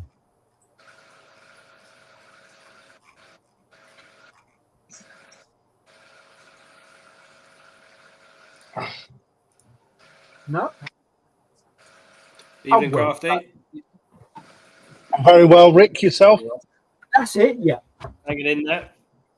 On that one, the red and blue bugs are Nitrobacter and Nitrosomonas, which we want, and the green ones are just other bacteria taking advantage of a very good home to live. Now, the water flows over the top and percolates into the matrix. If you put something aggressive into the water, the ones near the top could be inhibited or even killed. But the ones deeper down will survive because the treatment is so weak by the time it gets to them, it won't cause any effect. Now, this is why some people say, and I do this to my pond and it doesn't affect the biofilter. Yes, it will does. it will kill off the surface layer, but the layers deeper down that were protected by their dead cousins above will double in size to meet the nutrient supply, and they'll regrow very quickly. So, have you damaged your biofilter? Well, in the first few hours, yes, obviously. After a day or two, you won't notice a difference. So, the same with hydrogen peroxide. Does Crafty still sell barley straw extract in his shop? Yeah. Because I've Yep. just read an article real quick to say that since Brexit, the UK has decided to not follow the EU law on that. It is still banned in the EU, but since Brexit, It's banned, Yeah, but not we- for the use in koi ponds. It's We- banned for we the use sell- in treatments of water for human consumption. Yeah. Barley straw extract you used to be able to get from quite a few sources, but it's been really stripped back now. So I can only get it from NC Labs now. Yeah. And I've had very good results of barley straw extract, actually, for knocking back algae, although it's a bit hit and miss depending on your dosage. I just say, fuck it, and throw in loads of blanket answer. It does a better job. send it. The thing with, imagine, okay, so the hydrogen peroxide being released by the barley straw continually at a low level kills the top layer of your biofilm as well as the algae, but then it's going to slowly wear away at your biofilm as well, isn't it? So if you had too much barley straw breaking down in your pond, surely it's slowly disinfecting everything, isn't it? Or am I missing something? If you put it in as a dose, it will affect the top layer of your biofilm. So, Yeah. but if it's continually in your pond, leasing, it's going to continually erode your biofilm, Yeah. exposing more and more and more to the point where you've got nice white media again. No, I'm not. No, I'll explain. That won't happen because the bugs, Nitrosomonas and Nitrobacter, they are growing all the time, and so they can afford a few dying off at the top because they'll instantly being replaced by the ones below. Does that make sense? Yeah. So- It's a balancing act, isn't it? Yeah. Sid, what's your thoughts on putting clay on then, like medi clay, little bits of clay, or is it good for the fish? Is it good for a fish? Putting clay, or is it good for your pond? No, it's just a sales gimmick. Well, yeah. It's Oh, not you bad. lie. Adding the stuff that Rick I adds, disagree with that. which is a natural proper clay. It's like the chlorine example I gave, the chlorinarity of chlorine in a koi pond, chlorine in a swimming pool. If you swim every day at a very low level of chlorine, no. But if you swim every day with a higher level of chlorine, then the aggressive nature on your skin, particularly sensitive organs like your eyes,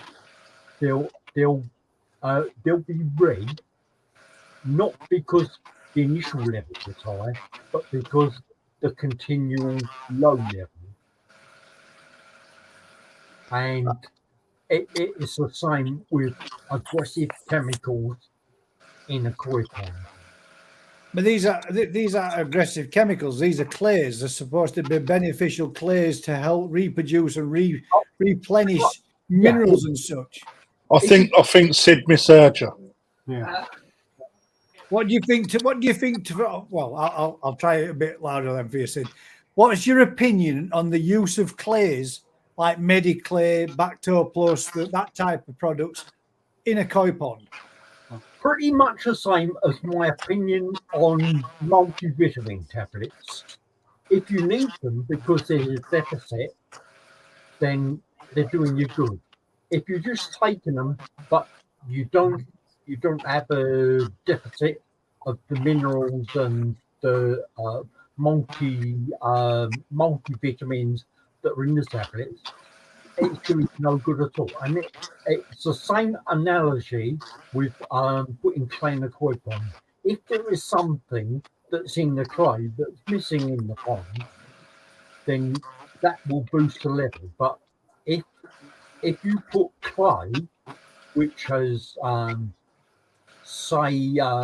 calcium in it, or calcium magnesium, but your water supply is quite hard, then that calcium and magnesium won't do the water any good at all. But there are all sorts of dozens of minerals in clay, and obviously it depends where the clay comes from.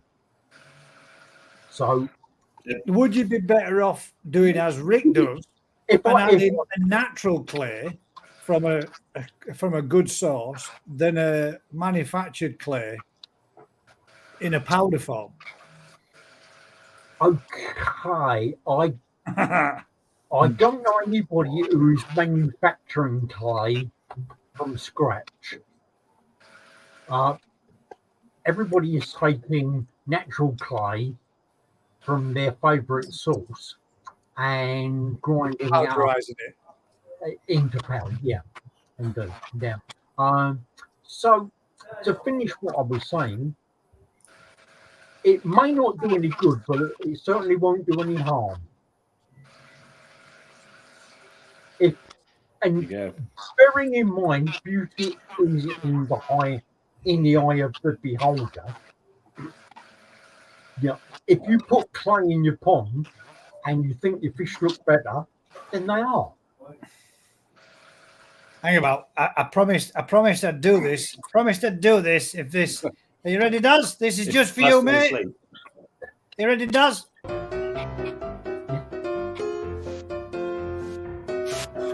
Get your jelly babies out. Go for it. Be a trifle. Is it bedtime yet? Sorry. I promised that every time he started, I'd give him a little bit of the funky chicken to wake him up. Just to keep. I'm still on catch up from the weekend. To be fair to poor lad, he's on meds, he's whacked out, and he's struggling. It's been an hard couple of weeks, mate, hasn't it? Stop being a pussy. What's up with you? He's still trying to recover from weekend sesh. I've been shot 3 times. I didn't go on like that. What's up with you? Well, Crafty, what's your thoughts That was on a the t-shirt weekend feeling then? Sorry again. What's your thoughts on the first time in Lee, Zealand? move closer to your microphone. You sound like you got your head in a bucket, man. So, what's your first thoughts on being at the show this week as a dealer? Good results? Sounds like a slightly smaller bucket. We got him. Thoughts on the show as a dealer for the weekend? Yeah, well, as a dealer, did you think it was a good turnout for you? Did you make a good, pretty profit, you think? Fuck me, where do you start? It's hard graft as a dealer. I mean, guys taking 6 or 7 fish, that's good, but I think I took 450 fish in total across 4 vats, and we started working on fish conditioning 3 weeks prior to the show. And then bagging up everything. I think we took 34 boxes in total, as well as all the dry goods and everything else. You shifted all those fish from your store in 34 boxes? Mm-hmm. Damn. Yeah, it's like you see, when you look at Tozai gas, I think we was 35 to 40 fish in a bag. You know, it's 2 hours, them little fish are bang on. The hard thing is, and this is something that people probably don't see, but the hard thing is keeping the water at a good stable level so your fish look good, and that is fucking harder than you think. However, for a first show, feedback was that we got in the top 3 dealers for observation from those people that go around looking. So I'll take that every day of the week. You know, when you see a murky water and fish not looking good and smelly water, that is down to people not looking after the water for their fish to live in. So, you know, it takes a lot. The temperatures swing overnight on the Saturday through to the Sunday had a massive impact, you know, beyond belief. And just to keep them fish looking as good as they did, that was quite difficult. And I've got a good team of people behind me, you know, so together we've done well. Do you know, obviously the centre ring's got a trickle in and trickle out. How do you guys have to manage that within your shop vats? You don't have that, do you? In the shop vats? Yeah, in the pitch? Sure. Right. We don't have a trickle in, trickle out system, mate. So how do you manage your water there then? Knowing your fish and watching your water, mate. I didn't do one test. No, I didn't mean, need to. No, it means how did you change the water? How often are you changing at the show? It all depends on your fish. So no vat's the same, obviously, because I had different stocking levels, different size of fish. The Nisai, the ones that are at the back on the right hand side as you enter, they was the hardest hit, and then the Tozai at the back on the left as well. But literally, pump water out, pump water in, adjusting salt levels and ammonia blocker. So that's the way that we done it, and we done bloody well at it as well. You know, we held our own against some people that are vets at showing, and in fact, we come in above some of those people that are vets. When you say ammonia blocker, is that zeolite, or is that something else you're using? No, it's chemical. Oh, right. Yeah. The next time, are you going to filter the tanks, or are you going to do the same again? No, I'm not. No, I'll do the same again, Rick. I was looking. I did go for a little wander around other people's that are filtering, but if I'm honest, mate, I didn't see any benefits. All I see was extra stuff, extra power. No benefits. They were still doing the same water changes we were. You know, I think the big key is your preparation of those fish prior to going to the show. If I'm honest, that's one of the big key contributing factors. And I could go ahead, Sid. Did you say you put salt in after a water change? Yeah, we salted our ponds. Yeah.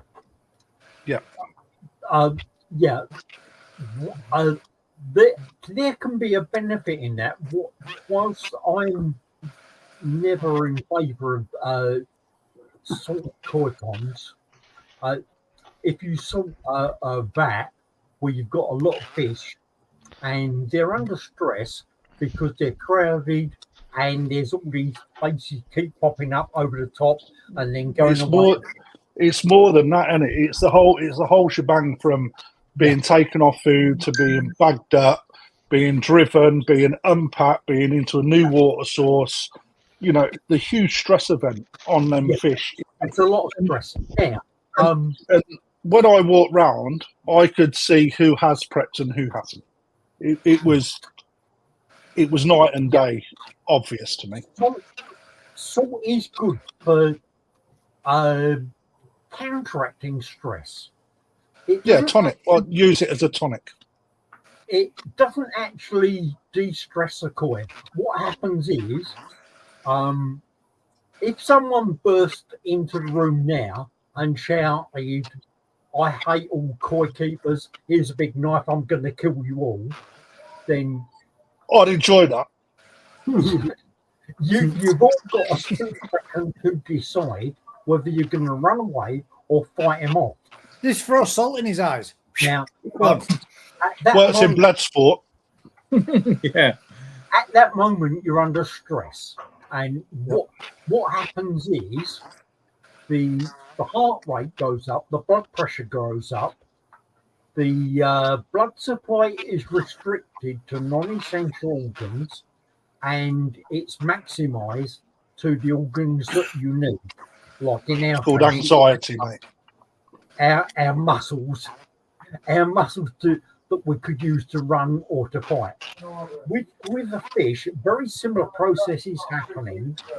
If they're really under stress, then what they want to do is swim away and find somewhere where they're not under stress.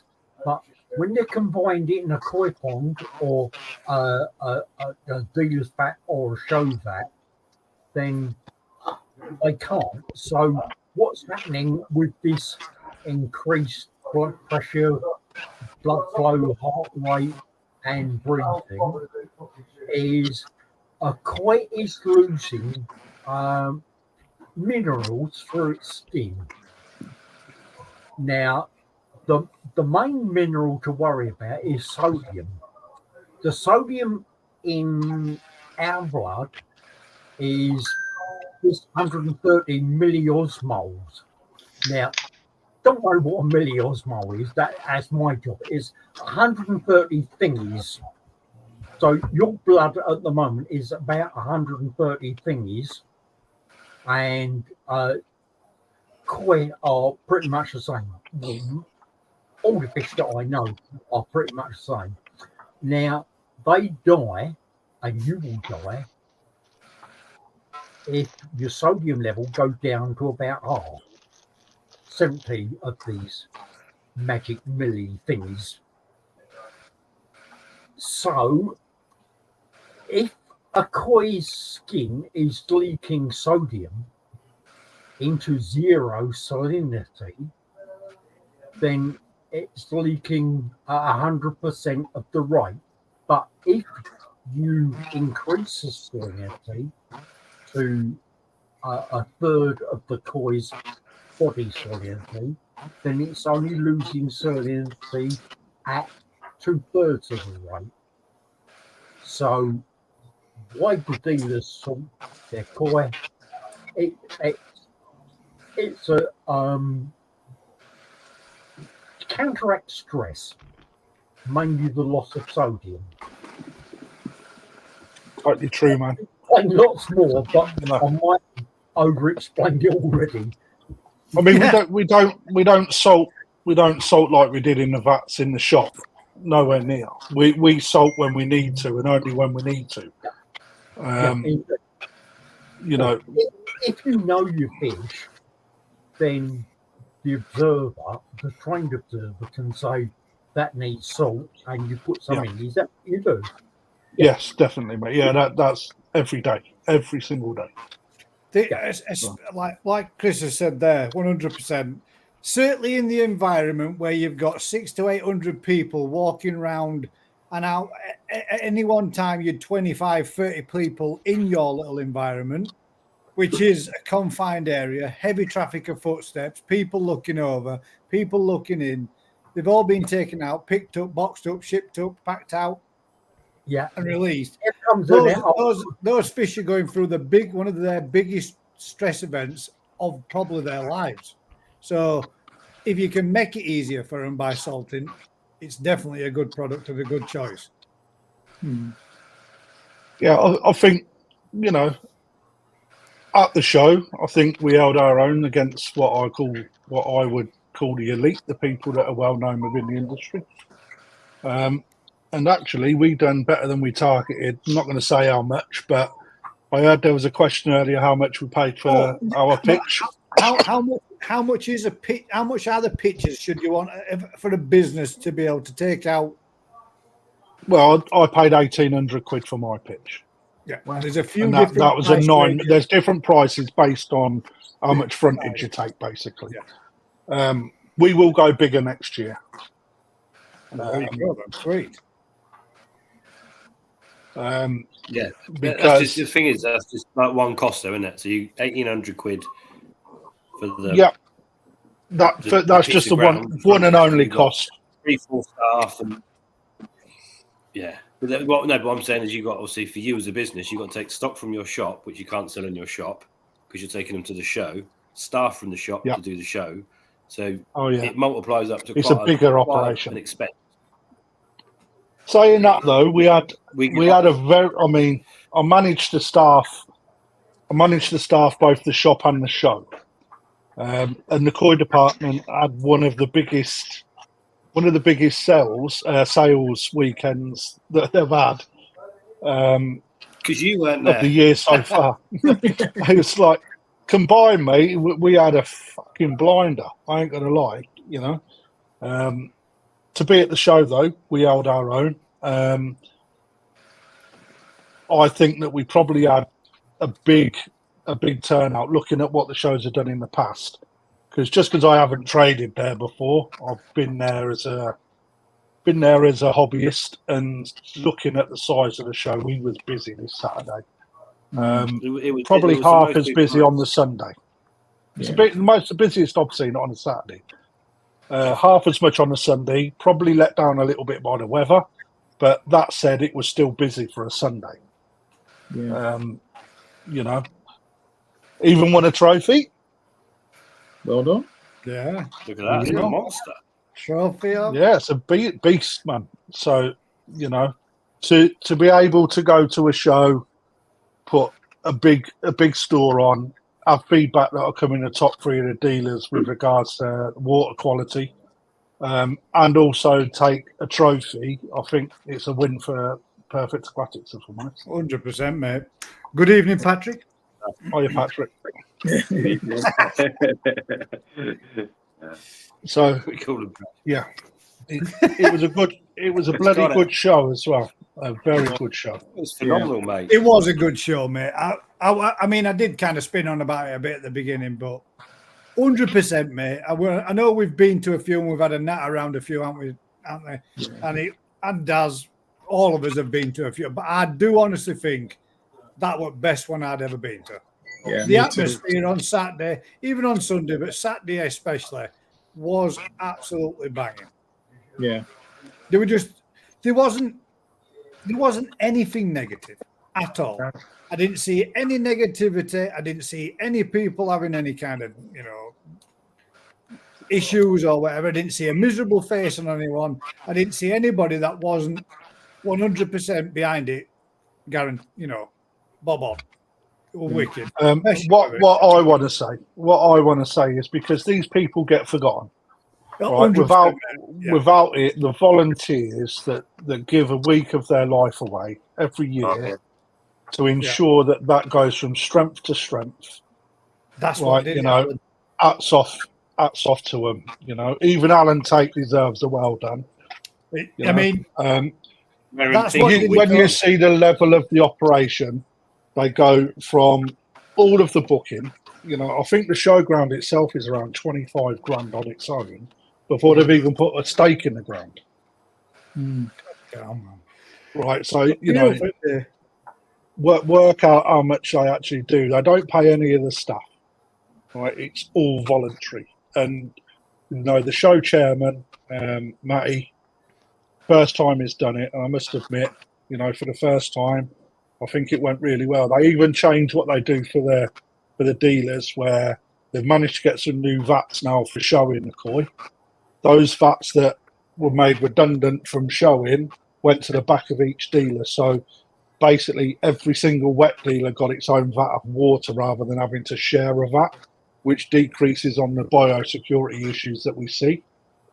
You know, it's you know, I couldn't believe how hard them guys work in the background. They do really, really well. What did it? Yeah, we've got we've got two guys from our local koi club that went up to help for the week. They were there from the Monday before, and I was speaking to them the night before last, and they said, "Yeah, it's hard work. Setting up that show is a lot of work. A lot of work. Take my hat off." It's a bloody hell of a lot of work. It really, you know. And they're in that massive field, like, you know, if they've got to go and get something from a truck, they've got to walk 200 meters. You know, that's right. I really take my hat off to them. It's what I thought at the end of Sunday when I left. I thought, fair play. They've done really well. Hard work, mate, isn't it? You know, I mean, there's a lot of that's like scaffolding type work in the sense of because you're banging up all that framework. If you're up against the weather and the winds are trying to get those tarps over top of it all, you've seen, well, we've seen it when you've done it with like little bits of polytunnel and what have you. Yeah. The wind gets hold of something like that, you've got a good old battle on yourself trying to keep that on. Yeah. I mean, there's some YouTubers that know that more than others, but it is proper graft to do what they did and to get the infrastructure in there with the trickle in, trickle out system as well. It was an amazing job, I thought. Well, wicked. Yeah. I think they're always looking for volunteers as well, because there's a lot of work after the show, taking it all down. I think a lot of people are willing to help beforehand, but afterwards. You know. Thing is, though, but it all comes down a hell of a lot faster than what it went to. Yeah. It don't know. A lot of water to dump, isn't it? Yeah, there is a lot of water. There's a hell of a Huge lot amount of water. Now, how do they actually do that, though? Do they pump it all out to waste, or do you just let it go onto fields? No, I did see a waste drain halfway down that field. Yeah. They empty it straight onto the field. They don't. They drop it straight onto the field. Yeah. The show bats are done like that. Yeah. Yeah. Our water goes into a downpipe and is flushed away from the show scene.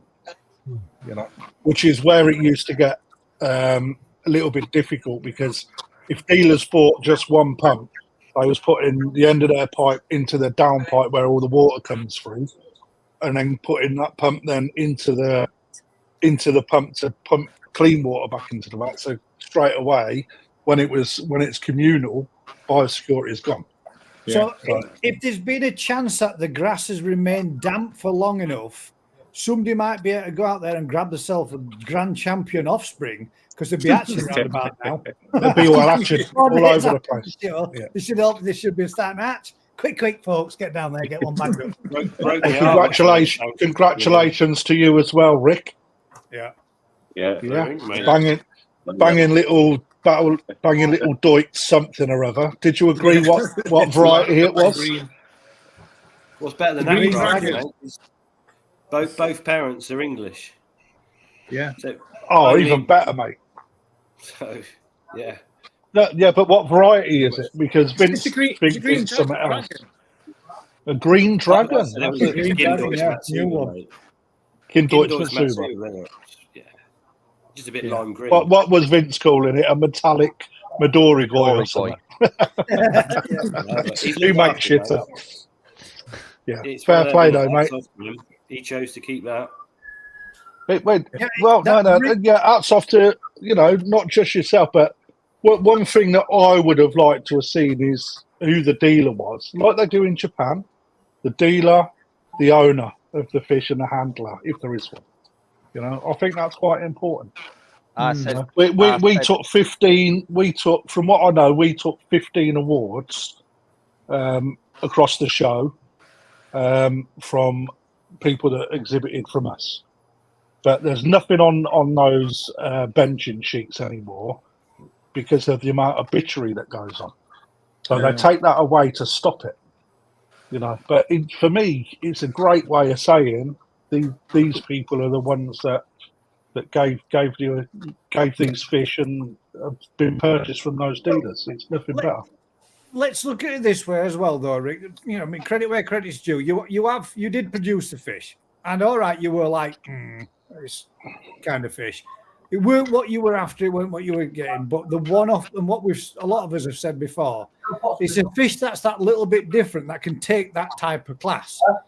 But if that's the case, what would a fish of that kind of size have gone for in your shop, sales-wise, if you were going to sell that in shop? Honestly, that fish would have gone for about 40 quid. 40 quid fish. So you can take you can go down, you can pick up a fish in around the 40 quid range. As Alan said earlier on, the champion fish was 90 odd quid. £95. 95 pounds. Lee's was 95 quid. Yeah, you can do it. But you can do it with fish that are within everybody's budget, can't you? Yeah, you can. But I said to Vince, right, if we rewound this show a year and a half ago, right? There was a lot of talk about snobbery at koi shows, right? And I sat here and I was like, that's not true. There is no snobbery at all. What I really enjoyed was. I haven't seen any of it, really, to be fair. No, I know, but we've all been ambassadors to say that is not the case to an extent. Yeah. What I really enjoyed was when Vince, when that notice went up above Vince's vat, and he was jumping around like a kid that had just won a PlayStation 5 for Christmas. Right? You know, that to me said, and I actually pulled him to the side and said, "Where's the snobbery, Vince? Yeah. Where's the snobbery? Because you've picked up so many good awards, one fish of which you got off of me at the Momotaro Growing Show, which I said to him, don't take, you know, but it took an award. And actually, not one person cold-shouldered Vince, not one person that I see. Yeah, right? exactly. And that's because everyone are like-minded. Why is it embarrassing, ANC? I don't get these comments, man. But that's the thing, that so at the end of the day, he's gone there, and now other people won't be afraid to go there. Yeah, and that's brilliant, isn't it? Excellent. You know, when you go back to have a look,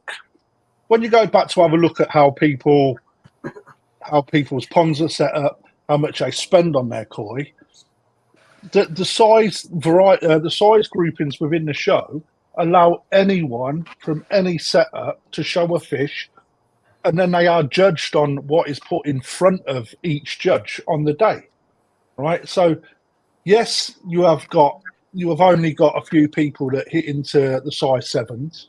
They are the ones competing for GC without a shadow of doubt. You know, are you going to get there, Vince? Am I going to get there? Is Lee going to get there? I would probably say not ever. Right? So number one, we ain't got the water. Number two, to get a fish at 95 quid and take it to a GC is almost bloody impossible. Almost. Right? It's everyone's dream to be able to achieve that. But actually, that's almost impossible. You know, to keep it alive and in good condition and ready to show at that size takes dedication and a lot of money. You know, most of us are going to do that. But we can get to a size 5 fish, no problem. You know, and that's everybody can get to that size without a shadow of doubt. It's just getting it past them in little pieces. Just cut him for 1 second. Wait. Can we just without? I know you guys have got a disagreement and an opinions of each other and vice versa, but let's just keep it away from my doorstep. I've asked this before, and I'm going to say it one more time. Keep your personal opinions of each other personal. Don't make it my business. Don't bring your shit to my doorstep. I don't want it. Don't need it. We had a lovely weekend. You might not agree. You might have an opinion on X, Y, and Z. Just leave it there. Let's just make it about what it is. And what it is about right now is about how, as a community, we all enjoyed it. Whether you disagree or agree to like each other, don't have to have anything to do with it. So just do us a favor. Let's just keep it on the pleasant side, because that was one thing that I liked about the show, that there was no backstabbing, there was no shit staring, there was no crap, there was no people going around having a dig at one another. It was just people coming together from all walks of life. And that's truly what it should be about, man. So let's just keep it polite. Everybody was approachable, weren't they? Yeah. It was, mate. Yeah. We said that more than anything. That's what we enjoyed about it. We got to go walk around and talk and mingle and chat with everybody that came over to us. And I had a lovely weekend because of it. And I don't think it's necessary now to make it anything more than what it was, which was a bloody good weekend and a good event put on by a well group of people all enjoying a hobby that we all passionate about. And that's what it should be about. And people working their asses off to achieve that for people to come and enjoy, you know, whether it be dealers, show event organisers or exhibitors. Yeah. You know? Going back to what you were saying, though, isn't it? It is, mate, yeah. The one comment that I walked away from of that show is, it is a shame not to know who the breeder is and where they bought it from.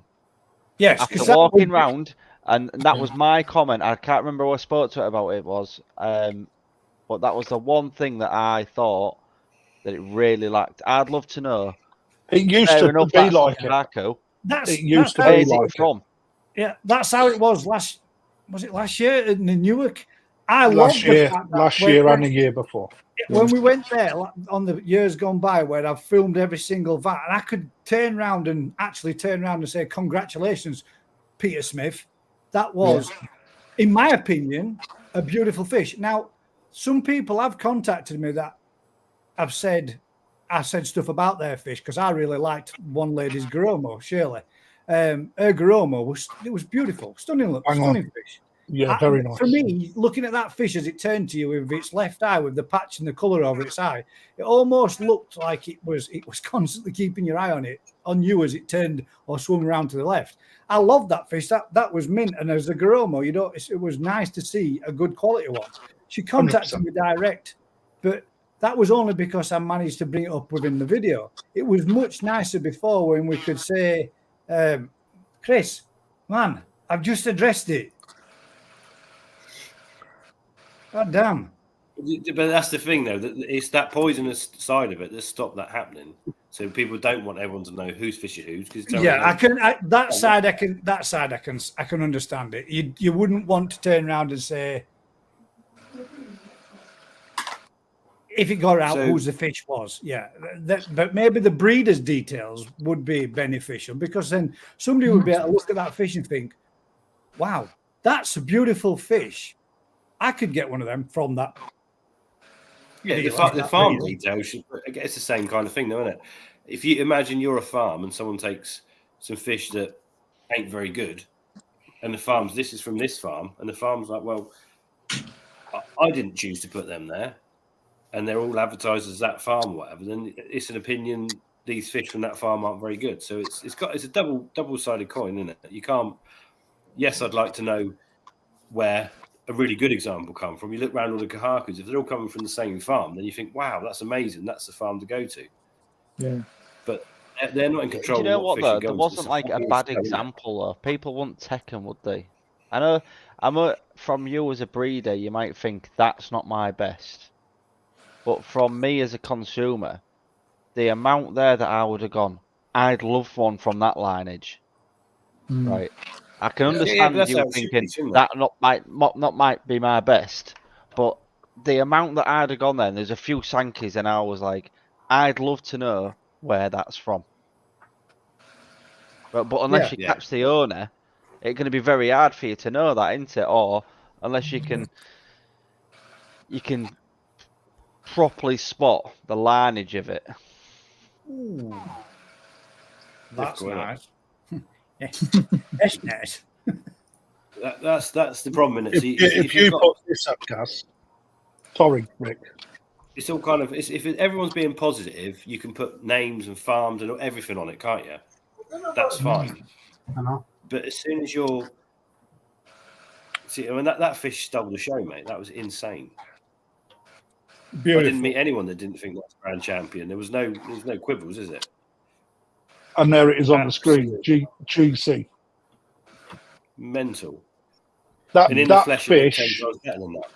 100%, man.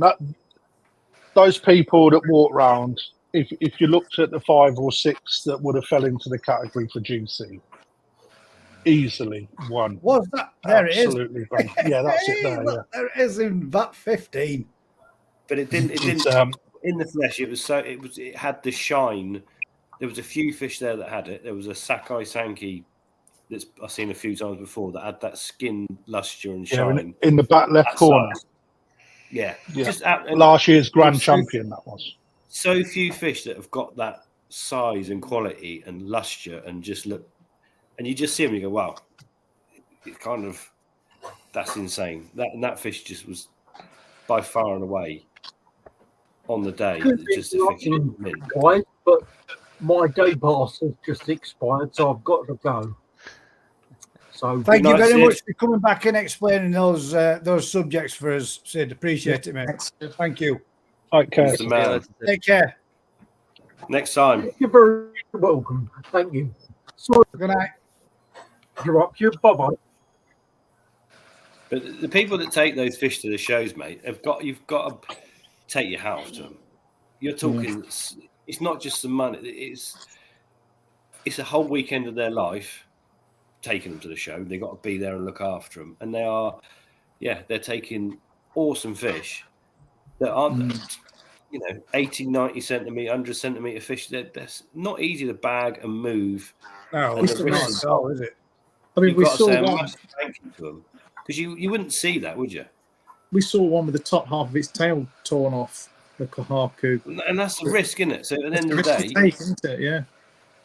you've got to say for the people that are going to take some of these amazing fish, What the hell? You massive thank you. need to innit? minimise that window, guys. Sorry, clicked on the wrong one. That was like one of the mirror tubes, that wasn't it? Infinity. But that particular koi on the day, mate, was just bonkers. Yeah. Absolutely bonkers. I don't know myself. I don't know how to put it into words. The difference it did make this year, but it certainly had a hell of a lot more atmosphere this time than what it ever had in the past. Whether or not that was the fact that we got more involved in it all, does by Maybe doing it a was little bit less just buzzing more. recording. I don't know, but everything just seemed perfect, didn't it? It did, mate. And Just like the hotel. No, to be fair, Rick, as quirky as the hotel was, that added to it as well for me. Yeah, Because it was a thoroughly bit enjoyed faulty towers. It's on The stuff Thursday. that happened, the things like Matt ripping his pants on chair. Yeah. It weren't funny for him, but boy, was it funny for us, man. It was sweet, man. It really was. The whole evening. Before we went, I said it's going to be like 40 towers, and when we left, I said And it was. that's way beyond 40 towers. That was insane, absolutely mental. So for those people that didn't go, I've just shared the reserve GC, which is one of the fish that I think Rick was just saying about the Sankey. Yeah, the shine on it is insane, and there was so few. There was quite a lot of fish there that had that. Quality, but No, that is best no on Sankey. That was like the champion best no on Sankey. Right, but this fish, one thing I'll point out on this is the pattern. Outside of the body, everything else. Look at the pattern. Heavy Benny, heavy Sumi, minimal Shiroji. And so many people steer clear of that type of pattern. It's unreal. When you see that in the flesh, the quality of it just blows everything out of the water. It's amazing. Yeah, I do know it's a close run call as well between the two. I really like that. If you have a look, there's more body on the Sankey. There's more body on the Sankey. I think there's no one can disagree with that. Yeah. However, when you look at the quality of the skin and that Benny and that Kiwa on that fish and all the attributes that come together, it's Could you phenomenal. say there though, Crafty? Could you say between them two, male and female? No, both female. They're both female. Both mate. female, are they? Yeah. Wow. Shit. Yeah. But more body on the Sankey. Yeah, but the Kahaku is just that bit longer. That is just insane. It's just amazing. Yeah, it showed better, hell of a lot better. And this is the best no-gon Sankey. So the grand champion, best no-gon can't fucking say it. And the best non-go Sankey. GC was 88 cm. Yeah. Real. What was the if Alan's still saying, what was the Sankey? 86. From Was it memory. 86? Yeah, I think so. Phenomenal body on it, that Sankey. And the guy that owns that has done a lot of work on that body as well, because last year it was the GC, and he has definitely put mass on as per last year, the Sankey that is. But the GC and the best non-go Sankey and the jumbo champion all went to Ian and Carmen Jenkins. Quick question for you then. I'm going to change something in background, so just carry on. What's the question? I want to know if you knows which or what these ones did. Actually, Do you know these pictures? Was these taken with that guy that had that like super video rig? Were there pictures on the day? Guys, the answer is no straight away, mate. I don't really know anything outside the majors, pal. Oh, That's simply because I didn't have time to have a proper look. But there's some immense fish there. That big left, that kahak on the left. I saw that first. This is massive, isn't it?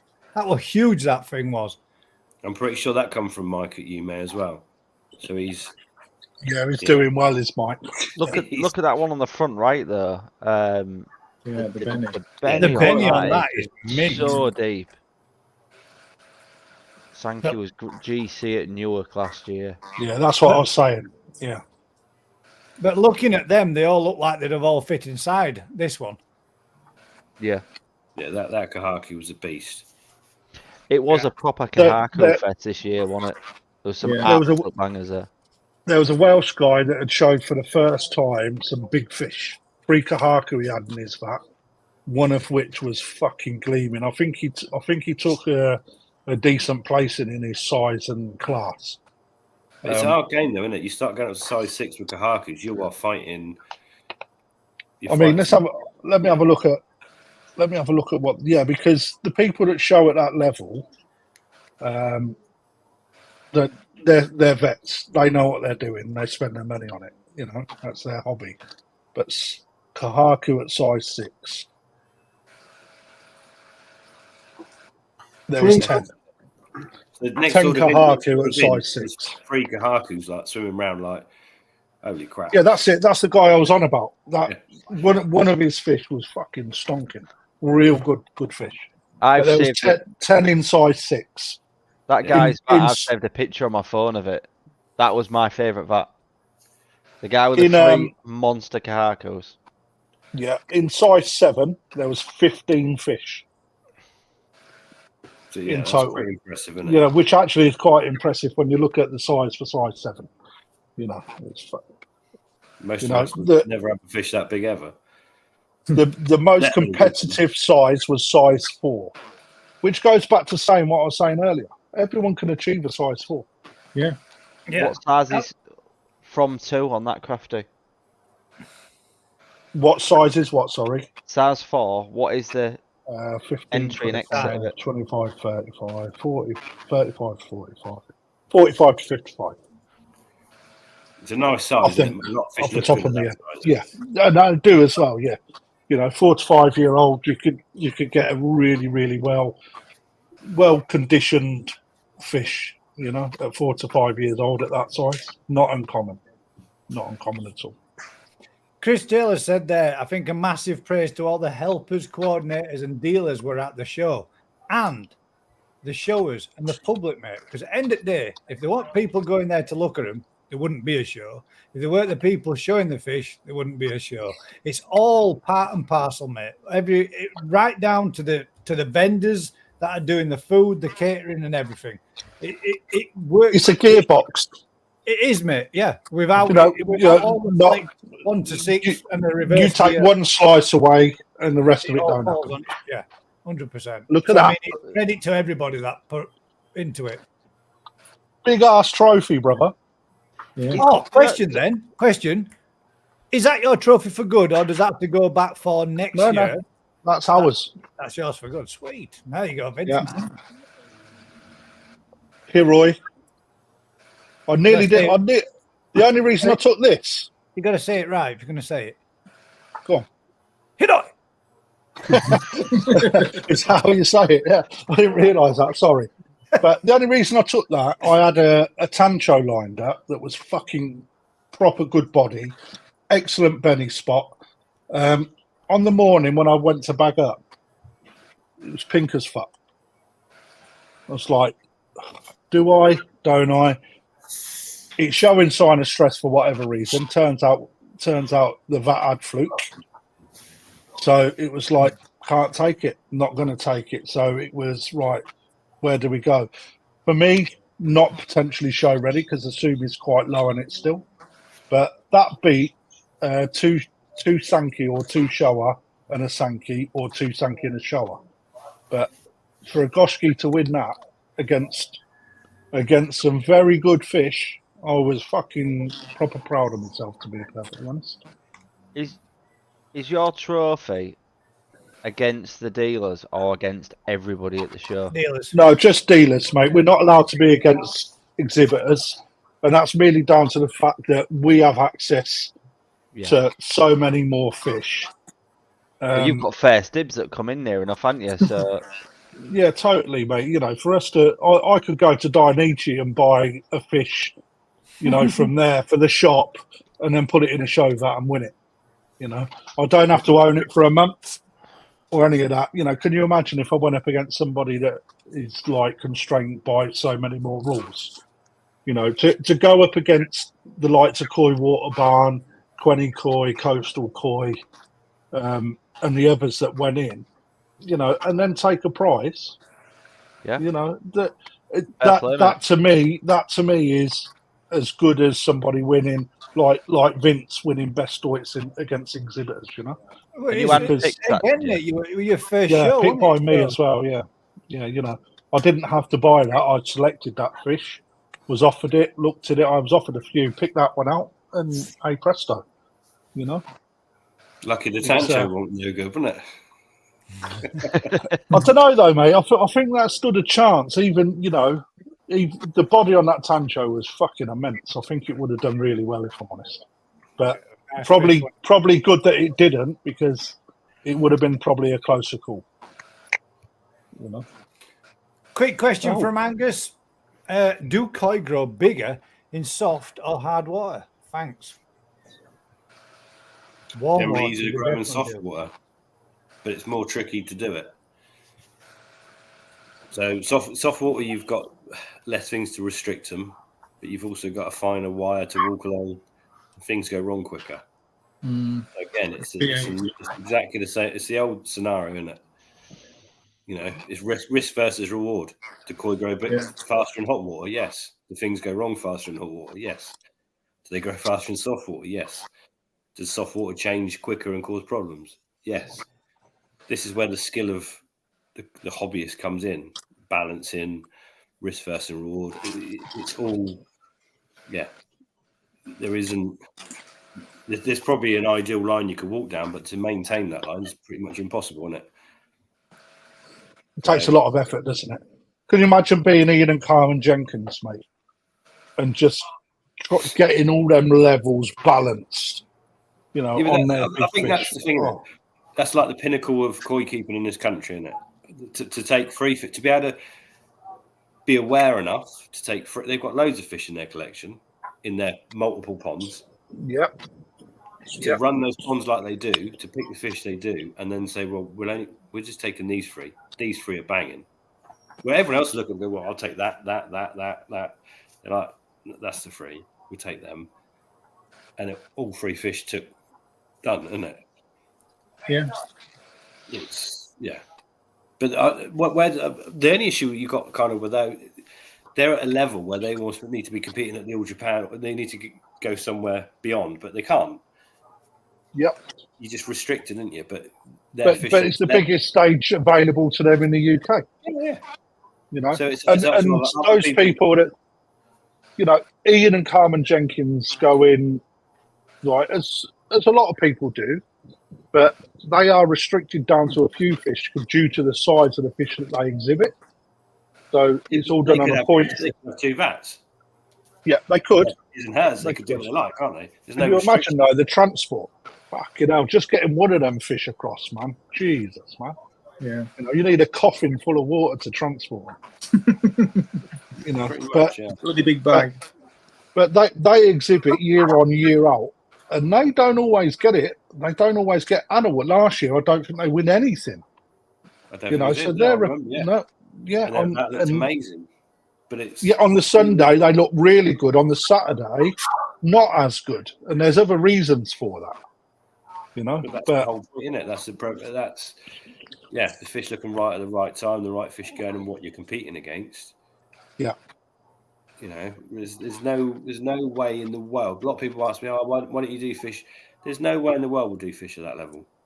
Because even if we bred them, the looking after the customers that we have that could look after fish like that don't exist. Period. Yes. Yeah. They're few and far between, mate. It is the costs involved in rearing fish like that is insane.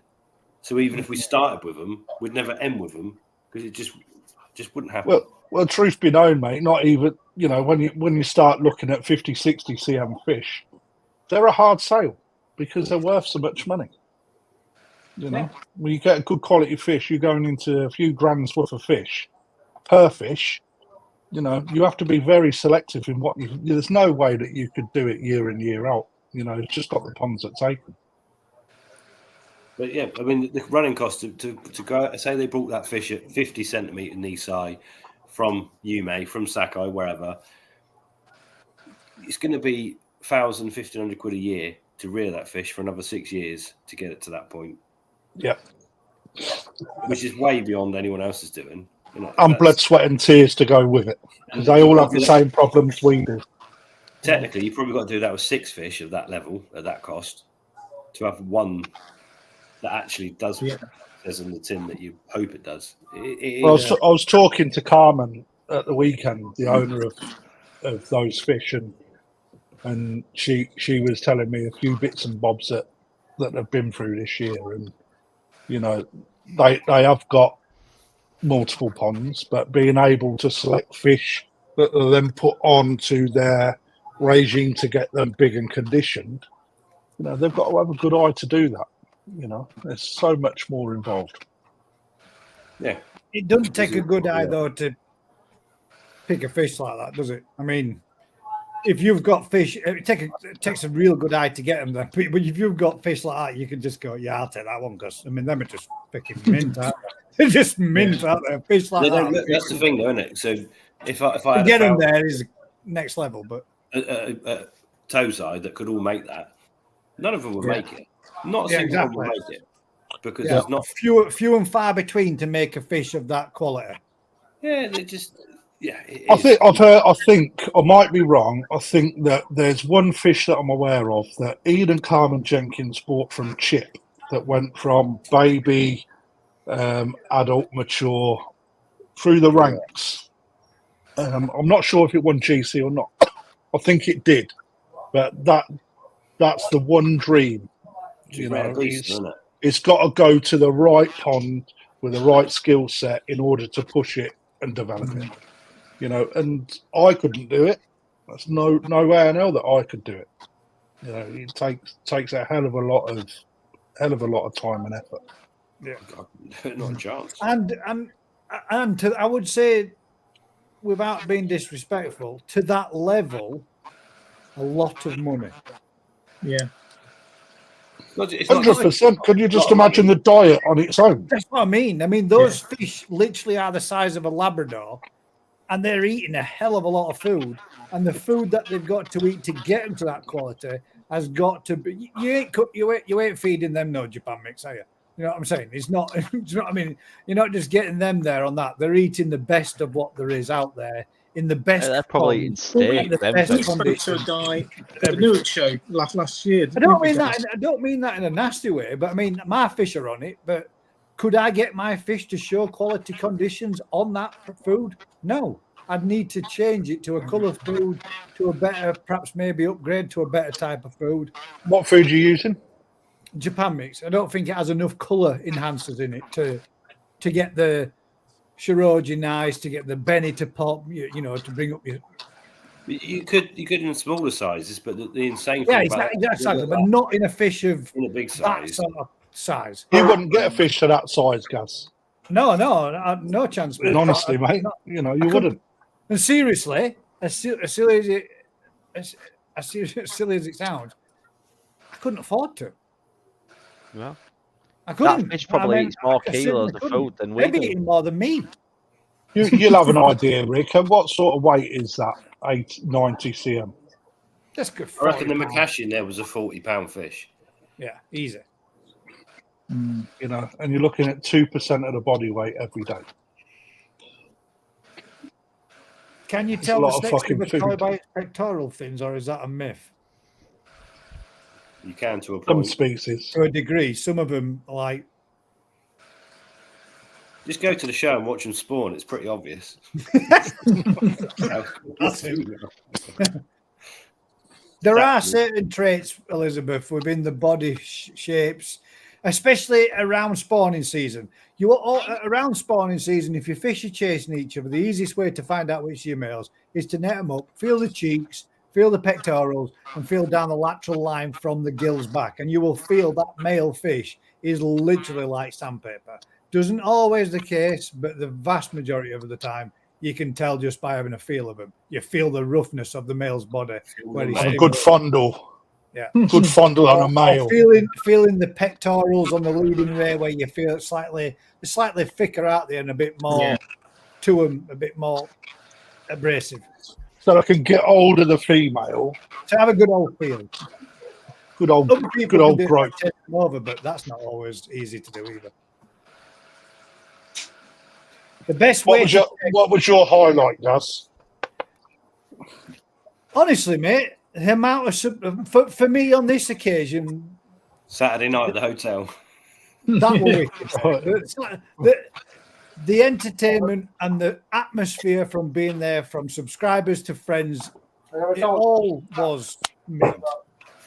But the highlight for me was the amount of people we got to talk to. The amount of people that approached me was tenfold of what it's ever been before. Man, it was wicked to speak to people. That the weird thing is how people walk up to you and go, "Hiya, Gaz. Yeah, I'm Jeff from the comments," or "I'm Steve from the comments," and you think, you don't know who they are from Adam here. It's really difficult because everybody knows you, talks to you like, you know, you're on that first level friendship line, like they've known you forever, and you're kind of feeling a little bit awkward because you don't really know what to say. And I did have people send me messages saying, "I really didn't want to approach you at the show because you had so many people around you talking to you." And I'm thinking, I'm just me, man. I'm just come and say hello. I'm nobody special, but that was wicked, man. That was the best bit. The amount of time we spent talking to folk were unreal. Brilliant. You should get a band around your neck. Just please approach me. I mean, that's the thing. It's like I will apologise to anyone that come into the stand that said hello to me, and I couldn't really give you a lot of time. Yeah, you know, I will apologise. Yeah, it's just so busy. We came in twice and went, "How's it going, Crafty?" Yeah, that was it. I even walked into exclusive to the car going, and he never even clapped it once. Didn't even prick. Try making a bit of a sense. Dad, do your best Heron impression. Go for it. Can I pay someone to warn him? That was for me the best bit about it. The whole bundle, Crafty. I mean, getting together afterwards, having a few beers and a few drinks, and a good laugh till silly o'clock. Yeah. Just put the icing on the cake, man. It was brilliant. Couldn't knock it at all. Well, that's how it should be, Sean. I don't get all the aggro and stuff that goes on. There's no need for it, is there? There's just no place for it. We all love koi, and people selling koi. It's great, isn't it? You get to see more fish there of all shapes and sizes and all qualities and all. It's just, I don't know. Listen to this. I don't understand the need just to have that fucking up your arse sort of mentality myself. Gary says, "I got your name wrong where I've got the same name." He called you Daz, didn't he? Yeah. Call me Daz. It's all right. I do that every day though between you two. One of you rings me and I'm like, Gaz. They ring you up. So they're not ring you, no? Fucking mate, we're having words, mate. It's like back in the day. Oh dear. I've rung you many a time. You just don't answer. You just I'm fucking busy man, innit? Busy man, ain't I? What? He It's can't. north-south divide, Crafty. Remember all that Hoddle and Waddle? Which Racist. one's Hoddle and which one's Waddle? Yeah. Remember that in the day? I'm still looking for a photo of a naked howler monkey. I can send you one if you want, but you won't. I can send you a couple. Yeah. I shall forward you one on. You might regret it. Is Leon tonight? Is he still rough? The koi guy says, "My first impression of the hotel was Rick's house." Yes. I think we all saw that. The first thing we saw, full moon. It went from 5-star to 4-star, just like that.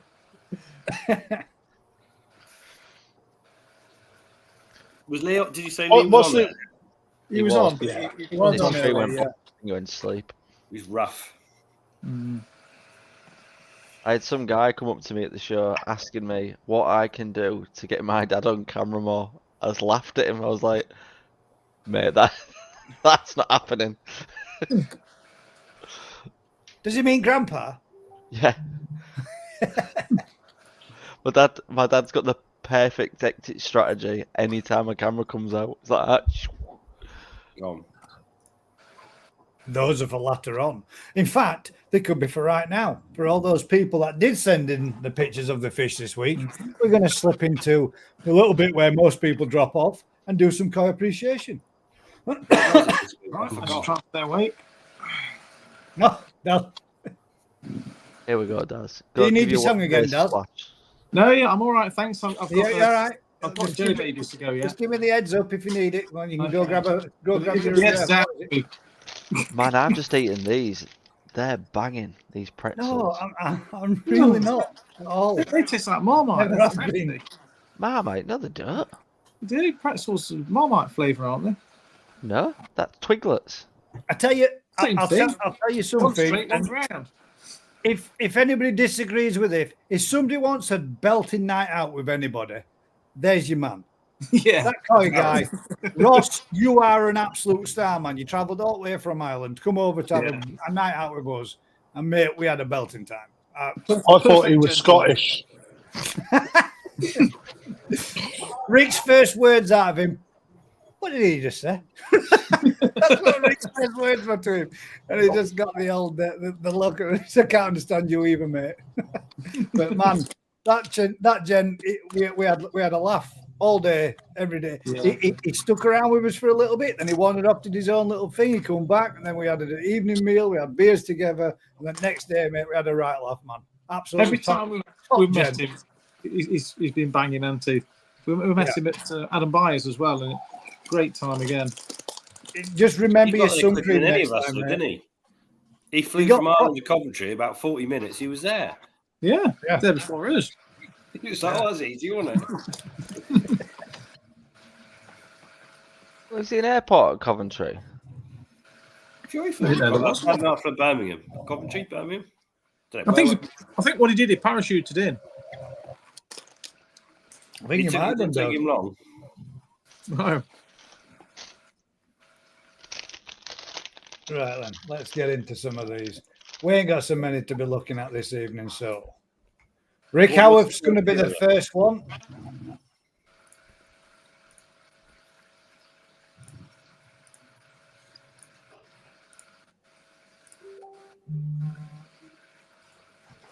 Oh, that was playing. Sorry, let's go again.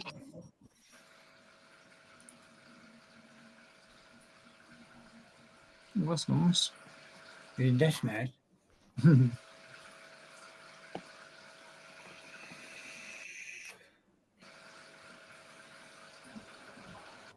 Should have taken that to the show. I think that would have done all right.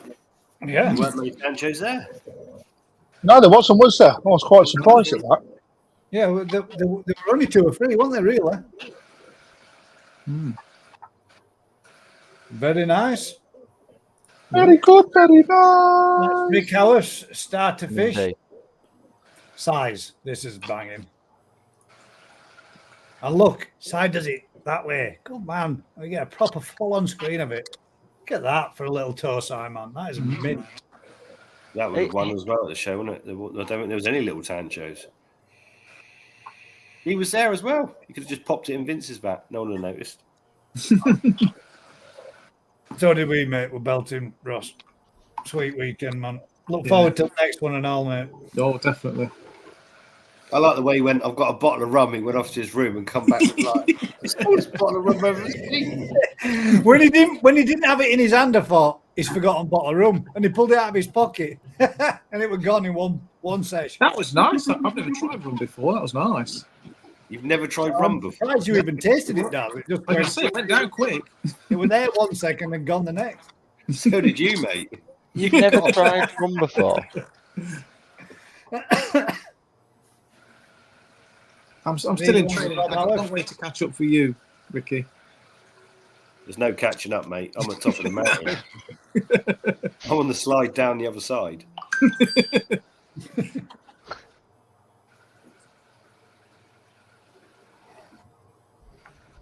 Quality's nice, isn't it? That's nice. Nice big body on it. That's the next question for everybody. After the koi appreciation, everybody's go-to treat for the koi. Stevens. Oh, Stephens. Oh, I like that. Nice as well. That is good. Yeah, very clean looking. Proper Tancho Sankey, isn't it? Yeah. That is very nice. Yeah. Nice big head on it now, isn't it? Nice Tajumi or whatever it is in the packs. Wonder what we got that off. It does make a big That's difference, nice. though, doesn't it? Yeah.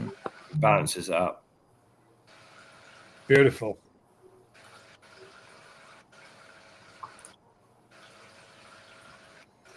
Ooh.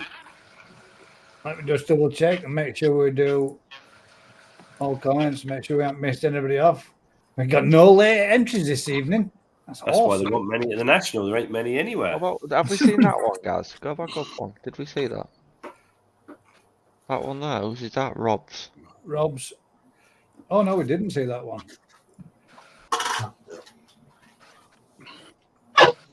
Oh, that's bigger than the first one, isn't it? Yeah. That's a bigger one, but the Tancho spot's not it's not perfect, but it's still a bloody nice fish. We don't want perfect, it just means someone's been at it. Yeah, that's the one. Like that as well. A shame that it's not got the old Tajimi and the other fins. What other fins? I don't know what I'm I nodding prefer that way. It's the wrong way, Stevens innit? though. Stevens has got a very nice dorsal to it as well.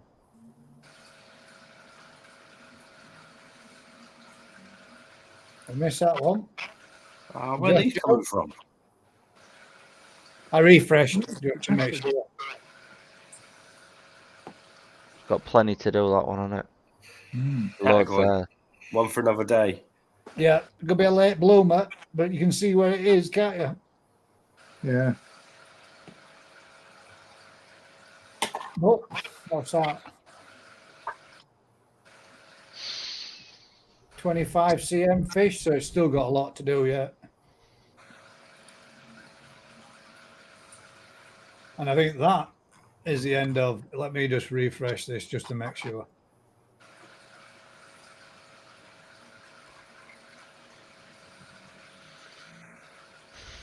That 17 it was, mate. Thank you very much. George, you're making a start.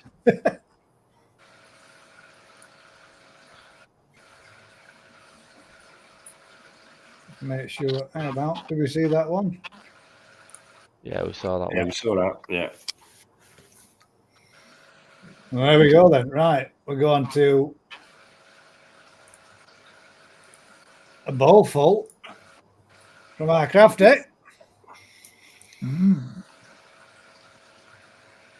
That one with the Pac-Man logo on its head.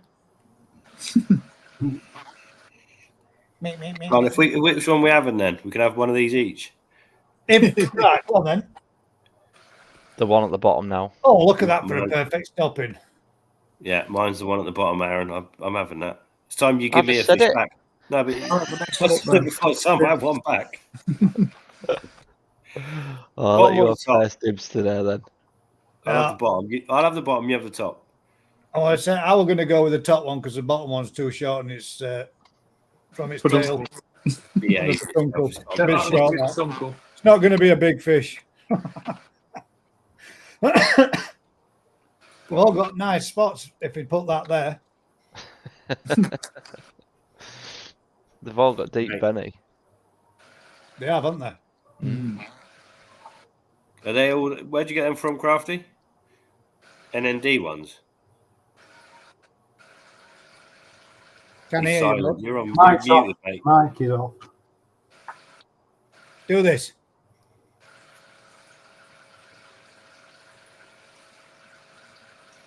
Start your food.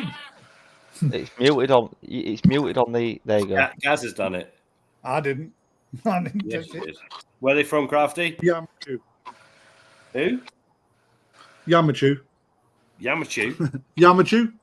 YouTube. Yamachu. Nice. Hang on, I'll fucking write it for you because you. Oh, is this Right. like yum, the one that, yeah. There you go. YAMAJYU. Just bring it up on screen.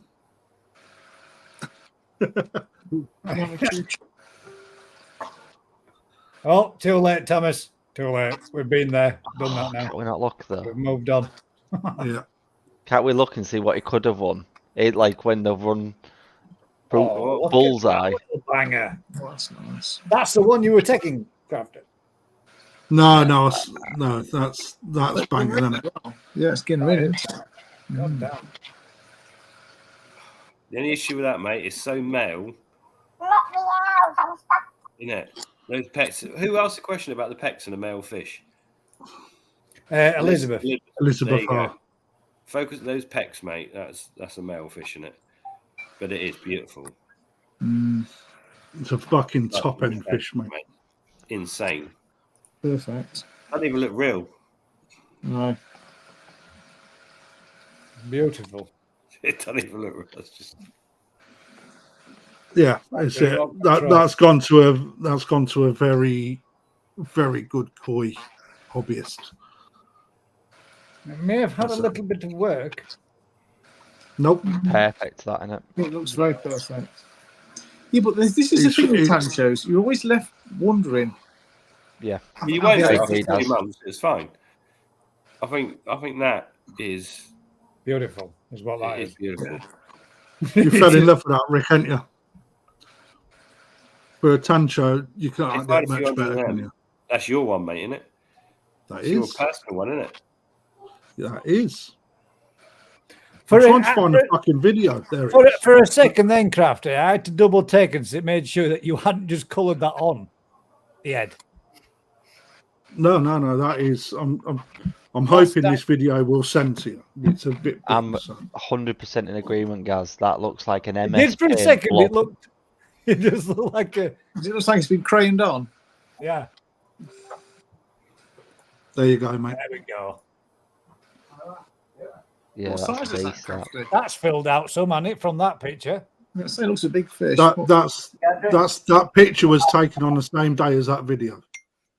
Yeah. When that came, I fell in love with that. That went into Makoto's own personal elite Is that- pond, so it's gone into his best mud pond. Is that also Azakari. No, I mean into the Ginrin. Ginrin, the pearl scale. Yeah. Mate, that fish was fucking phenomenal, mate. When he pulled it out, I jizzed in me pants, mate, and I couldn't stop looking at it. he could have told me it was 10 grand and I would have bought it. No, No, it's not. Not pearl scale, but It's just No, got that it's shine. got a real that's good sheen to all the shine. scales, hasn't it? Well, I'll tell you what, if I get good size on this next year, that'll be in a vat somewhere. Definitely going to win the Becco. Oh, don't fuck off, mate. I mean, if it does, mate. But you know, it's a little bit dodgeball just behind that left eye, or to the side of that left eye. But you know, you got to give him a chance. Banging fish, huh? Yeah. Yeah. The body structure is lovely, isn't it? You can just see it. I love any of the any shower or Sankey Tancho. I fucking adore them. I think they're brilliant fish. I think if I was having one though, I'd still have that Stevens. He's our Sally with the late entry. You hurt my feelings. There you go. Hurting your feelings? Oh no, I was, This to see this here. This is that fish that was real badly. That poorly Looked a fish, little, yeah. looked a little bit poorly at the time. That's Fucking coming body really- on it, mate. That's fucking Yeah, look bit how it's fatty, full, that is. now, that. It's one of them two anyway. I think it was this one. Elizabeth R is in Facebook jail. Yeah. Facebook jail. I Chris, like to answer your message, mate, it's a lot of money. As soon as they get out of Facebook jail. Oops. So one at that's the that top one. now. Oh, gone. Oh, gone. I was just going to say, as it was playing, of the four, the one about at the top now. There. Yeah.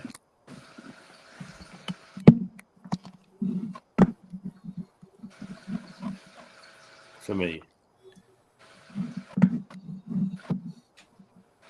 You're still not winning, Sally. She sent me a load of money in the post to see if she could bribe me.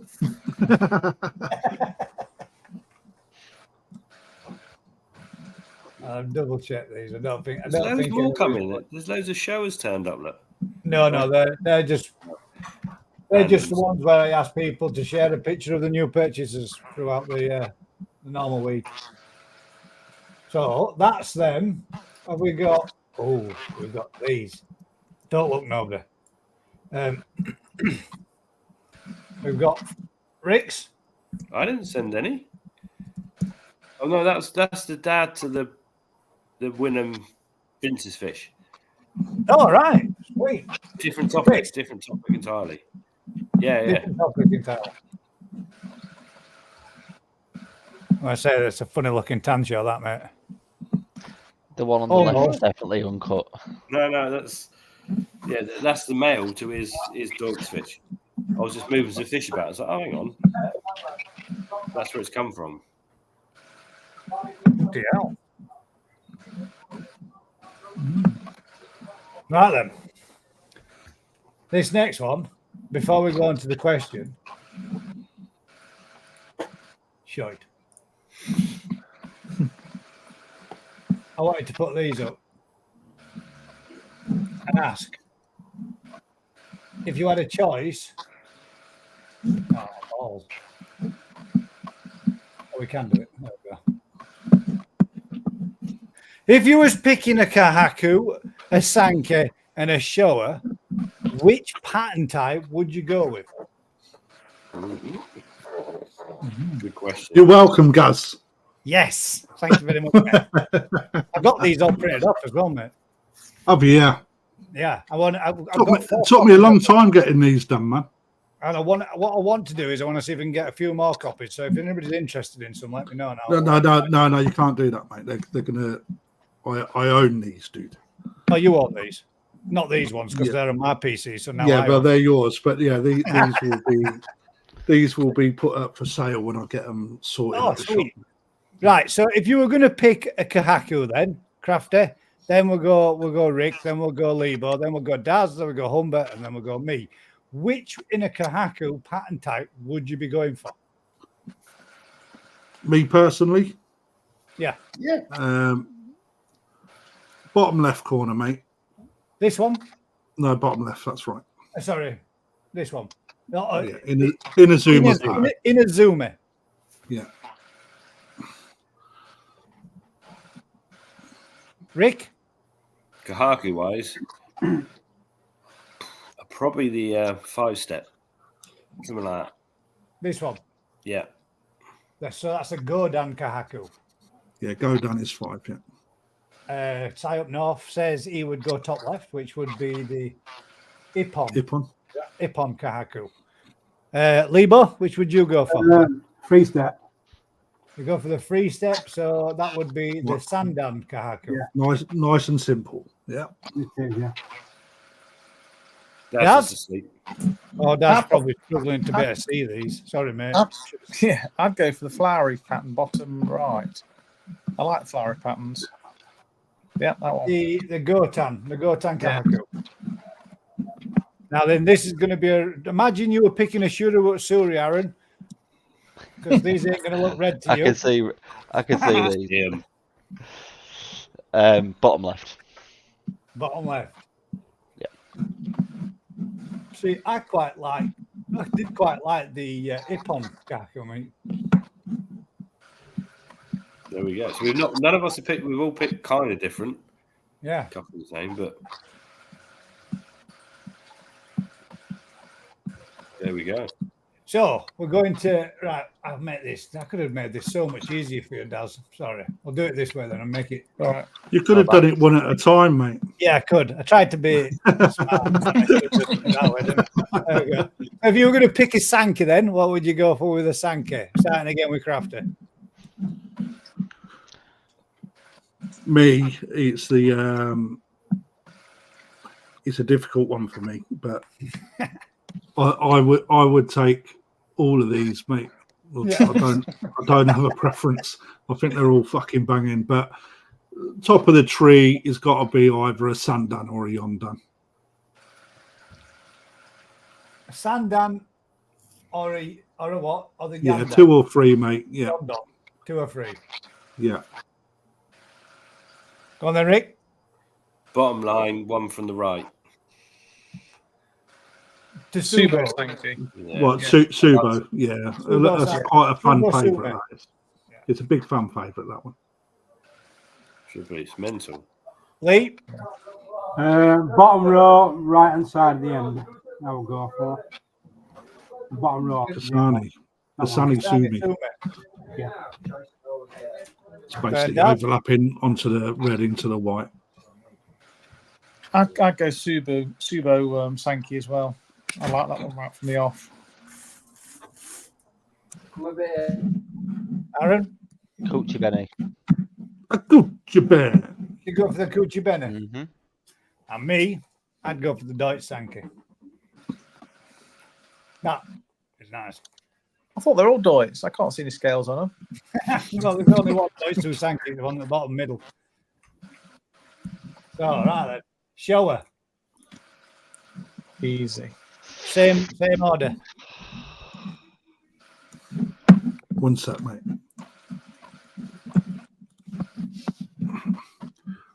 This is a choice. This is a different choice with this one, isn't it? I'm not a big fan of Showa, but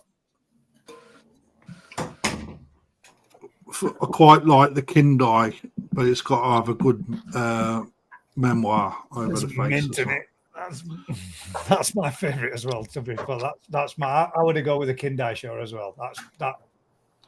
It's got to have a nice memoir. I go but it would be the one I go for as well. Go on, Rick. Bottom line again, second from the right. Looks like lime cream. God damn it, Rick!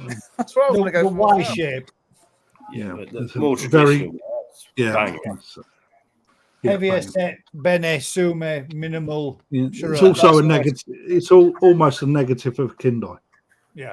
Well, no, it's a positive King Die. Yours is a negative. This is The true. Y shape for Sai as well. Second for the left, Deutsu shower for Elizabeth. And Rick picked same as me. Last two, I must have an eye. Lee. Top row, second right. Second right, so Marathon shower. Yeah. Marathon. Daz? Y shape again, same as Rick. My shape again. I just See, like that's those kind of popular, shows. shower. I Aaron? think I'd go Inazuma In a Zuma. because I don't like showers, and that's the one that looks Closest to a Sankey. Closest to more looking like a Sankey, then, yeah. I really do like the Kindai, man. I think that's, if I could find one that looked like that, I'd be well happy. in that a Sankey shower as well. It's more of a newer type style of shower, isn't it? The Kindai. Crossbreed. Crossbreed, yeah. It is more Sankey based than. Well, that was a little bit of something different, wasn't it? Yeah. Thought we'd just mix it up a little bit and try that. Right then. So your go-to treat, starting in reverse order, just so we can keep Daz awake. Daz, your Prawns. go-to treat for your Prawns. prawns. Yeah. Aaron, your go-to treat for your koi. Sake. That's They not don't a get treat. no else but koi food. That's not a treat. That's a food. Well, that's what they get. It's a treat when they get it. Staple. That's a staple daily food. It's got so you don't treat your fish. Tight pants. That's what I'm saying. No, he does treat his fish every day, every meal. He feeds them the best. Who would want to eat the favourite meal every day a week? Because it soon wouldn't become your favourite meal. Yeah. Right. My favourite meal's the Chinese menu. I can have anything I like. Crafty, what's your go-to treat for your koi? They don't get any. Two tight bastards. Thought Yorkshiremen were tight. No, I'm lying, mate. I give them mealworm, do now and then if I can be bothered. It makes too much mess, so I don't bother after. They do shit a lot more when you give them mealworms, don't they? They do a hell of a lot. I've had them jumping after mealworms, and I was like, they're never going in again. Yeah, the thing is, if you do too much, mate, it's no longer a treat either. Would you say Lieber pot noodle? No, mussels or crab sticks. Oh. Mussels or crab sticks, which contain zero crab. Not I thought you said pot noodle. No. Could have rolled with that. Well, you're making me hungry now. Yeah, but it has to be chicken and What mushroom. would you use? Mate, they're lucky they get fed in there. What? They're everywhere. What am I supposed to do as a treat? Well, you don't. That's the thing. You don't have a pond as such as your own fish to say at home, do you? To be honest, Saki, that's a treat for them if they get that. Right. So if they get it, it would be Sakai, and that would be the treat. But We get it now and again. Some of them, not a lot of them. I did give some to my little show and grows the other day. 6 mil Saki. They took it. Right.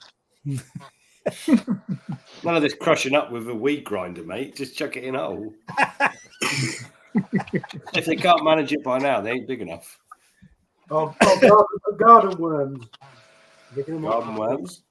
Yeah, 3. That's a bit like pot noodle then, isn't it? Might just get an extra feed in between the feeder if they want a treat. Mine love the prawns. Are you eating squashes, Crafty? Fuck yeah. honey on brown bread. Now then, Alan, my dad used to do that as well, mate. Oh yeah, they knock holes in that straight away.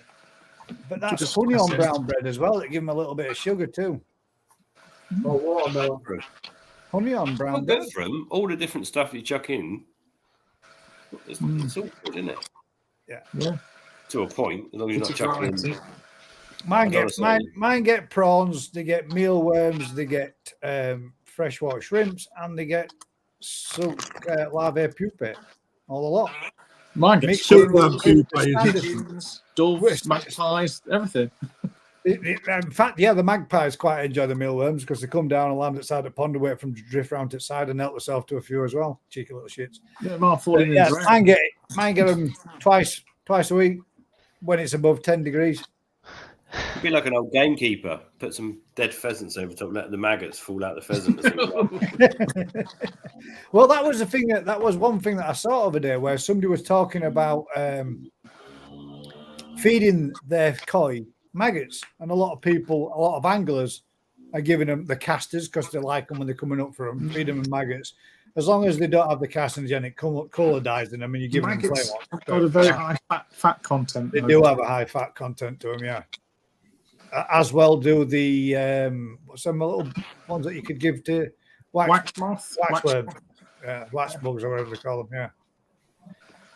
Aaron says crab sticks and orange. Never had any luck with orange. Mine have never touched orange at all. DT's took an orange, didn't it? Yeah, it did. Yeah, and his pump after it when they finished with it. It got stuck in the pump, didn't it? But it ate the full inside. It de-skinned it, didn't it? And just left the skin. Completely, yeah. The skin got stuck in the filter. That's the problem with natural stuff, isn't it? You have natural stuff left over. We love sweet corn and stuff, but they just crap it straight back out. They do. It just comes straight out of her end, doesn't it? As a blob of sweet corn. Everything does that with sweet corn, though. Yeah, humans Apart do. from chickens, I've never seen chickens poo corn. They're the only ones. The only thing that can digest them, chicken. Split maize, isn't it, for them? Yeah. Now then, what's this one about, Crafter? What are we doing with this one? There was a question at 10:23 by Claude.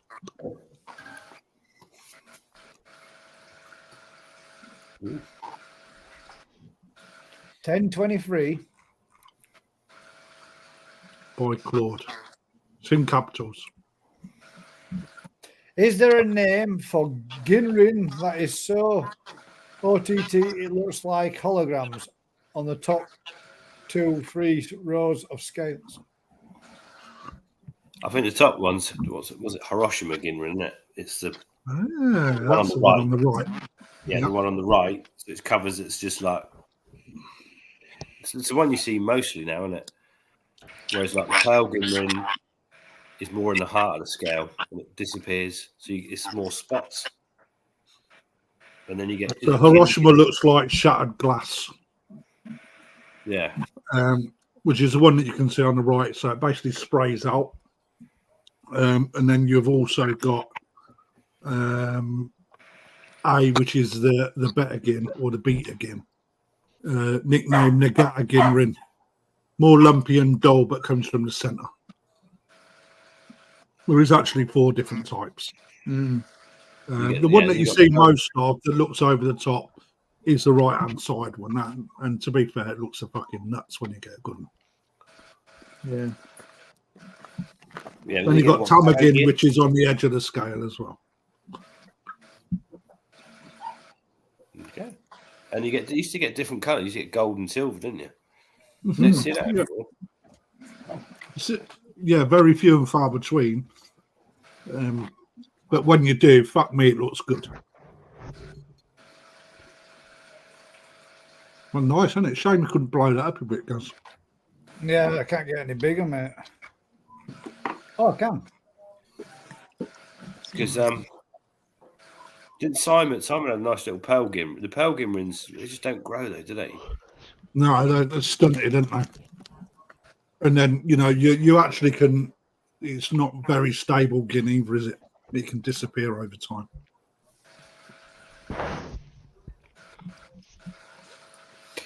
Simon says, why would you feed more than the experts have spent decades perfecting suitable diets? Because I can. I don't understand that. If they were perfected diets, they wouldn't be changing it and they wouldn't be altering it and they wouldn't be coming out with better ones, would they? Yeah, but nutritionists tell us what to eat, but we still go get a kebab on a Friday night after a couple of pints, but we know that it's not the best thing to eat, don't we? Yeah, but Simon's missed the point entirely, I think. The experts that have perfected the diets are working for companies that are trying to do food the cheapest possible way.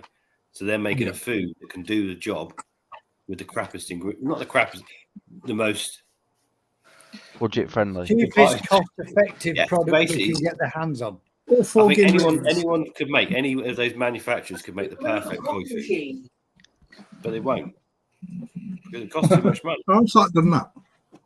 Yeah. So the experts he's talking about are experts in saving the business a lot of money. Mass-produced products never contain the best for their intended. What? Look at it. It's jumped out. They've got to adhere to the rules, haven't they? Yeah. What? Elizabeth's putting my koi and goldfish have been spawning in my pond. Why do I see goldfish fry, but I don't see koi fry? Goldfish are like cockroaches. You just can't kill them. Kind of. Yeah, koi fry generally. Yeah, they're just not as strong to start with. Yeah, the goldfish will get the koi fry off straight away. The goldfish are savage. You might find that they're hybrids as well. Yeah, you could have a bit of an hybrid. Yeah, generally the goldfish fry will survive without feeding live food and stuff. They just live. Whereas koi fry will just die. Done. Yeah, hard as nails out the goldfish when it comes to fry. Yeah,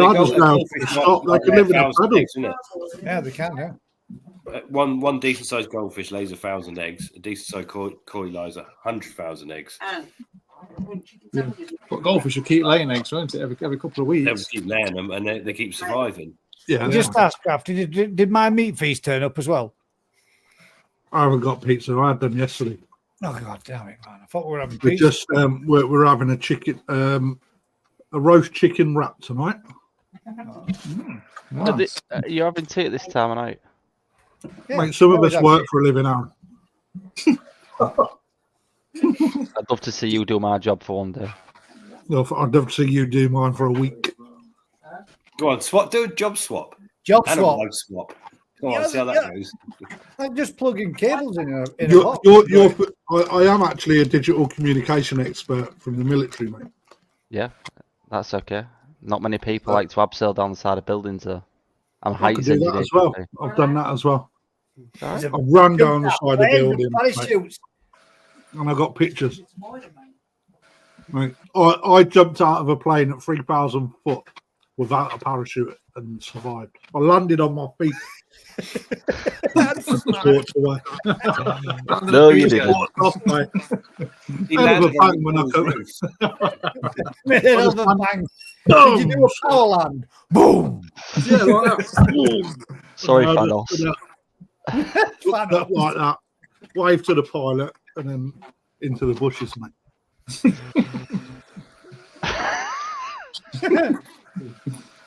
You knew That's what you they all weren't going to do. get a sensible answer, didn't you? That's the end of the koi appreciation and the random. Hang on, who won? Who won it? Well, there is no winners this week. Why? Stephen was my favourite. I liked the peck None of and us said, the "Oh, door that's nice. stuffing. I like that one best. Come on. Winner Got from one you, of them. Rick. Which one did you like best? I'm going to have to say side up north. Yeah, Hey, what about Mark Inring one, Rick? that's not yours. It's in shop. Do you know what's wrong with it, Crafty? Go on. Disqualified. It was too. The spot was too perfect. Not I'm saying not, but it was too perfect, and then the body was too big. I don't think it'll look right when it's bigger, It will. mate. I hope I'm wrong. And if it isn't, it's a nice mail. Send it my way. You hurt my feelings, mate. No way. Yeah, my feelings. You cut me deep, Shrek. There's no, that fish is just too perfect now to look good when it's bigger. Surely. It's perfect now. You said it. It's clearly a winner. Yeah, but we're not in shows. I'm not having none of this show stuff. Yeah. I think for It me, is perfect now. Fuck. But so side up You north. can't recap, Gus. I can recap. It's my I don't show. like any of them. You can keep them all. I don't like. You I do don't it like alone. Tanger's full Fucking stop. hell of a cheat. That one is my favourite. That's my favourite. Size is really, 100%. really nice for a tancho I don't like traditional. it. It takes the best one. But that is a very nice tancho. No, not for me. Well, it's not. It is nice. No, I like a lot. you can keep them all. That's the You're thing not with tancho judging it. fan, Daz, are It's you? hard, isn't it? It's not. It's easy because I don't like tan shows. What? Yeah, don't like them at all. Never have. Never will. That is going to be absolutely stonking. Unless it's a tan show goldfish, It will make a fantastic shurumugi. it will. If Nah. I'm not saying it will. That's, Si. That spot's a bit perfect, though, Rick, isn't it? It is, but it's not good. No, it's not. It's just got a little bit here. Look, it's just not perfect there. That's where he slipped with a That blade. is mint. That is nice. And it's Yeah, down. nice fish, sorry. Put that No, against that's Croft. what it is. Put fucking Dainichi, man. Tell you. You could put them next to each other on this. That's Can just a nice big target to wait to hit them on the head. Can we do that? Come on, Oh. Gaz, sort it out. Put them next to each other. Oh, God damn it. I don't think I can. Oh, yeah, I can. Why do you always challenge me with shit like this? Makes Because Because you're life you're a fucking you're an internet wizard. wizard. You're a wizard, Aaron. I've seen your sleeves. Oh, shit. How about? I need to. To be You gotta fair, pull it Scotty, out. if we get them together, it'd be easier to work it out, wouldn't it? Fuck you. You see, look, for someone that didn't want to compare, now look. How can I do this? Drag it to its two separate windows. Yeah, drag it to two separate windows. Pull it out. Yeah, come on, Gaz. We could all do this. Yeah. Fuck off. It's little now. A little window. It's like seeing a tech wizard at work, isn't it? I've seen Mission Impossible. They go quicker than this. Especially when you're jumping 3,000 feet with no parachute.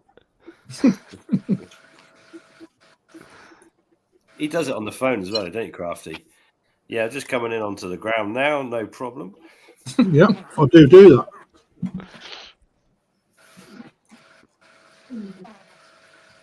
Right, so that one's crafted. So we need to bring size up on this one. Fucking claws hurt. Not you. Crafties is the best out of them two. My leg. But the claws hurt. Yeah, they're all rejects, though, aren't they? It's just a fish with a red splodge in a certain place. I can't get them both together at the same They're time. not true. They're not a true variety. I'm sorry. No. Zoom in on that bit, does.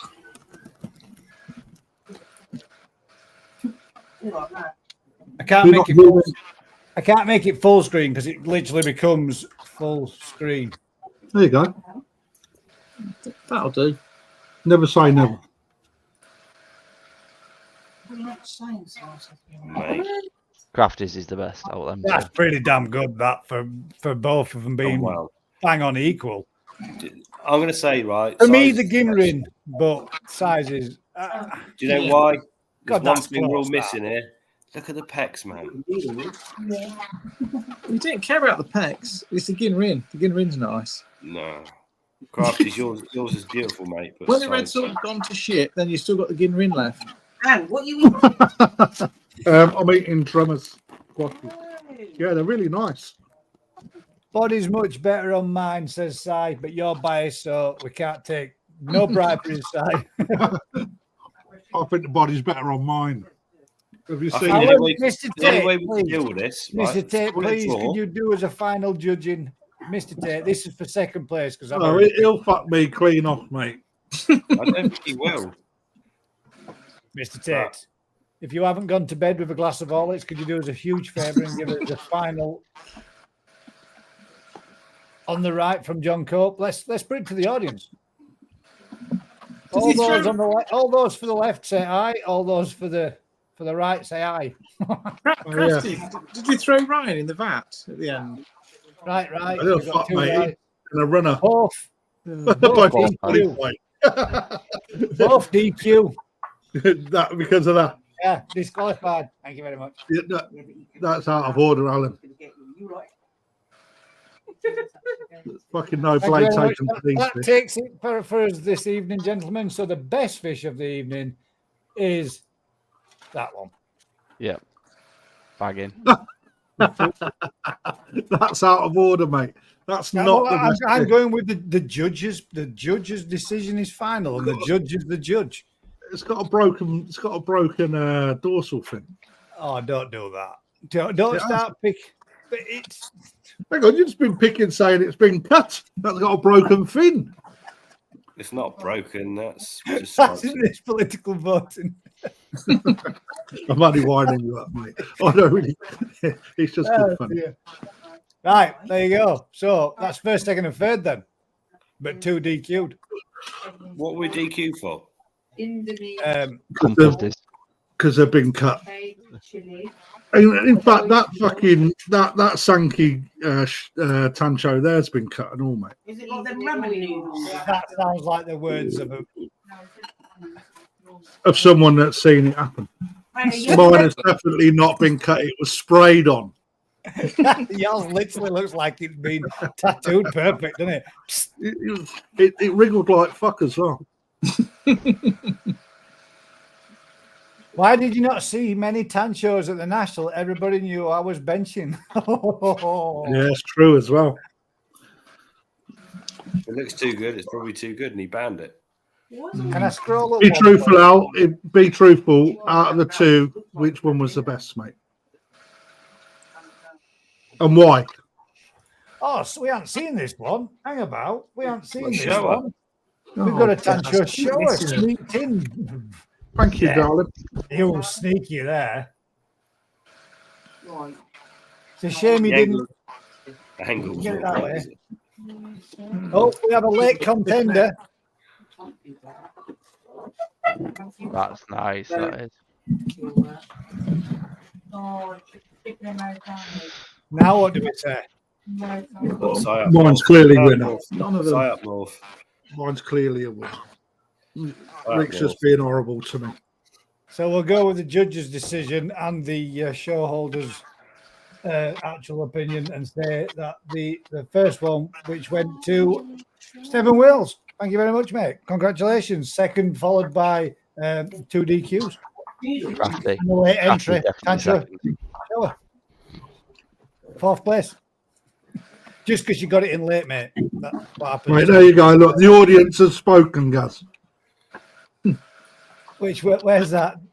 Where head pattern on the spot is balanced, crafted. Come on, balance my butt cheeks.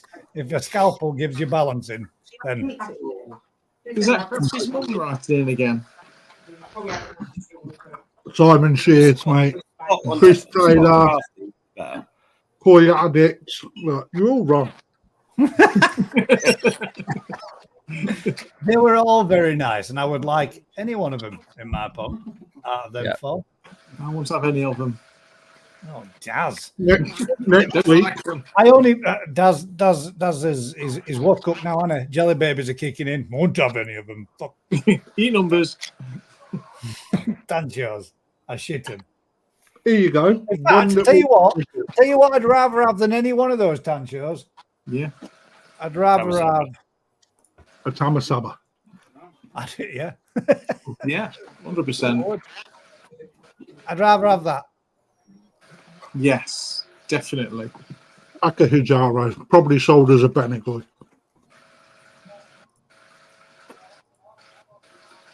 All that. I like that one.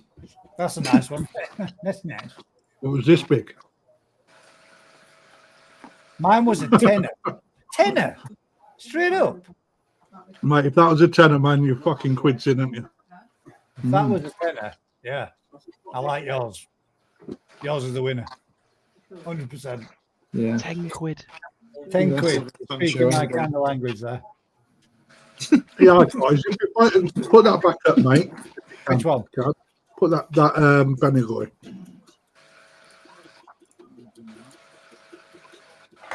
Just a little tip: if you're taking your photos, make sure there's enough water in the vat, because you will see your fish a lot better. Backbone, he couldn't. Mate, it's not 6 foot deep, is it? Look at it. That's a great way of showing how tall the body is, though. How much did you pay for that out of interest? Tenner. Tenner.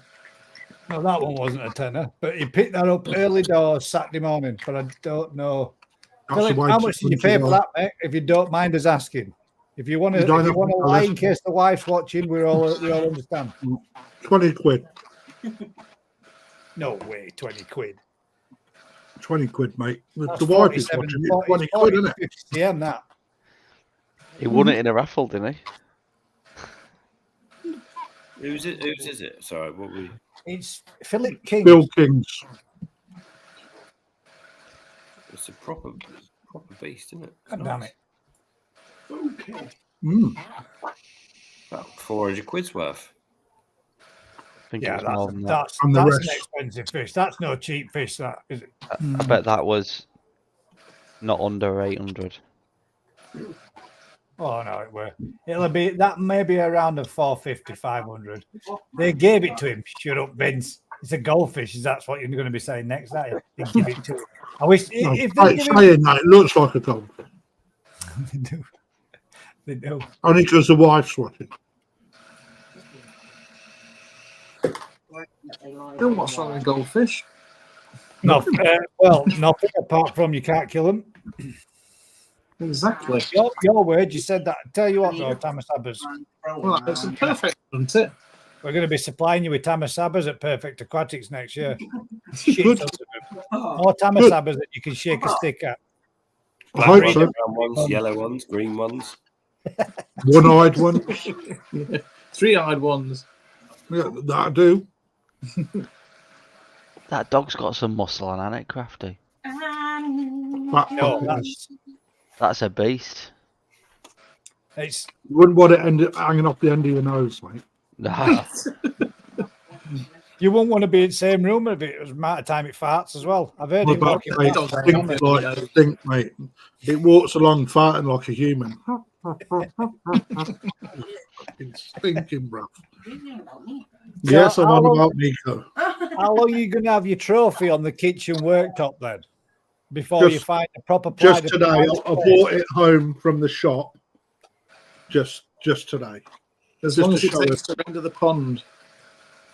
No, it go back to the shop tomorrow morning. Jess says The he wants, missus to won't let start, me have them. he wants to start showing next year what's the procedure to get started. Join that. Oh no, it's flat. Flat. What do you mean it's flat? That's the procedure, mate. First of all, join the BKKS. You don't have to join the BKKS. It's an open If you shop. want to show with the BKKS, you'd have to. Yeah, it doesn't. All you need to do is just look after your fish all the way through to next year's show. The vats will go live. You then register your interest, and then if you get in, you'll be told by whoever's running it, and then adhere to the rules from the email that's sent to you. Easy as that. How do you transport koi to a show? Same way as you transport them back home from the shop. Or from Japan. Yeah. In a bag full of water, O2 in there, and then in a box. What do the people do with them 90 cm ones? Do they use like a plastic tub of water, or is it still just a super bag? Huge vats, man. Yeah. A bit like what they have on the back of Japan. Yeah. Some bag them. Vince says he would like 4 tamasaba does. What's wrong with tamasaba? They're the nuts, man. 4 tamasaba and 4 butterfly koi to go with it, please. I'll tell you what, guys, I'll breed him some Sankey tamasaba. Yeah, that'll really please him. That and butterfly tamasaba to go with it. Long, thin tamasaba. Yeah. Look at these. They look good, don't they? Oh, I shall raise Come on, your the spice. shiny. It's supposed to glow blue. I don't even know what they're called. Oh, they're my favourite. I mean, it states right there, Rick, that mine are better anyway because it says the best. It's on the wrapper. You're earning too much money, you. Funny, aren't you? One person transported their koi in a custom trailer. I reckon if you're going to have a trailer like that, surely you'd have to have some kind of baffles in the tank though to prevent the water from swelling so much. Well, they do it in Japan, do they? They just put it on the back of a flatbed. Yeah, but they're not travelling on a motorway at 70 miles an hour, are they? Down a little window. They've got a soft top on. The Japanese ones have got a soft top that moves. Yeah, so the swell can slosh with it. We'll just fit the trailer with airbags. We've got transport tanks we use all the time. We will. We will. Hammer fry. We will. We're going to take over the world. We'll put a liner in the trailer. Fill it with water. Well, you know when they've like in a fire engine, it's got baffles so that when the water swells through it, it slows down the movement of water so that as not to displace the vehicle. I would imagine that you would have had to have something like that in some kind of a specially built trailer, unless they had the same thing like Rick saying, with a canvas lid that would give with the roll of the water as you braked or set and stop. When you fish, you've got them baffles a few times. There'll be nothing left of them.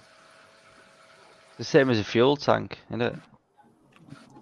They have baffles in it for when you're going left and right to stop it all. Yeah. But surely if the koi noses onto a baffle, it'll act like a cheese grater. Yeah. Fill it with a load of sushi. But surely if a tank's full up, it doesn't do anything anyway. If you've got a full tank of water, if you've got a full tank of water, it doesn't matter what you Rick, do. you're the man try that's going it, Rick. to. You're the man that could try it. You've got tanks full of water and a vehicle with a tow bar on it. Whack We've your been doing brakes it at for 60 years. mile an hour with a tank full. See what happens. I guarantee you're going to get a shock. Yeah, I know from experience what happens. Yeah. It's always down, Slightly empty tank of water. Just don't plan on breaking A full half. tank of water, nothing happens. It Well, I does. didn't plan on Traffic breaking all the half. time. Fall It out in can't. front of me. Nothing happens. You've got a tank of water that's full up and sealed, and you go in a corner, nothing happens. That 1 cubic ton of water doesn't do anything. It can't go If anywhere. it's sealed completely, Rick, how's Yeah, if the you've air got half exchange tank and going it to work? goes to one side, then you've got Yeah, all yeah. of it on one side. But if you've got a full tank of water, it doesn't do anything. But how do you get a full tank of water? Fill it up. Fill it up. And an air exchange. How do you get a full pint? You've got a tiny little hole around the airline, you pump an air in and you get a tiny bit of water. But basically, you've got a full tank of water. We do it all the time. Every time you break shot, though, it's all going to squirt out around the tiny little hole with the air pipe in. Surely, It's not enough to be, and it's the air pump goes in the centre, literally in the centre of the tank, so it's sealed. You drive along, you don't lose any water, you stop. That water doesn't go anywhere. But Matt said when you were driving down on motorway, they don't do much more than 40 mile an hour. So Yeah, but I had boxes today. Vince were even saying keeping you in your rear view mirror were like hard as hell. That's because I was in the van with loads of boxes. Full of water. But the boxes were a little bit. We were rocking. Well, I Transport remember tank, isn't it? I was transporting some fish from Essex, and I got the big tank in the back. It's got a sheet of twin wall polycarb on the top, ratchet strapped over. Someone pulled out in front of me, a brake sharp. The water shot out of that tank, through the bulkhead of the van, down the windscreen, down the back of my neck, and flooded the front of the van out. But you've got. You know what? You should have. You shouldn't have just put your brakes on, mate. I should have just crashed into the car. Yeah. Just gone round them, mate. But that's the thing. If you've got water that moves, yes, it moves. If you've got a block of water, it doesn't move. It's only the same weight. Yeah, I know what you mean. If there's no air in it, then it's got nowhere to slosh Nowhere about. to go. It just is, isn't it? We do talk about some bollocks on this show. That's what makes it good, isn't it? Bollocks, but we do talk some random twaddle, don't we? For science, let's try it.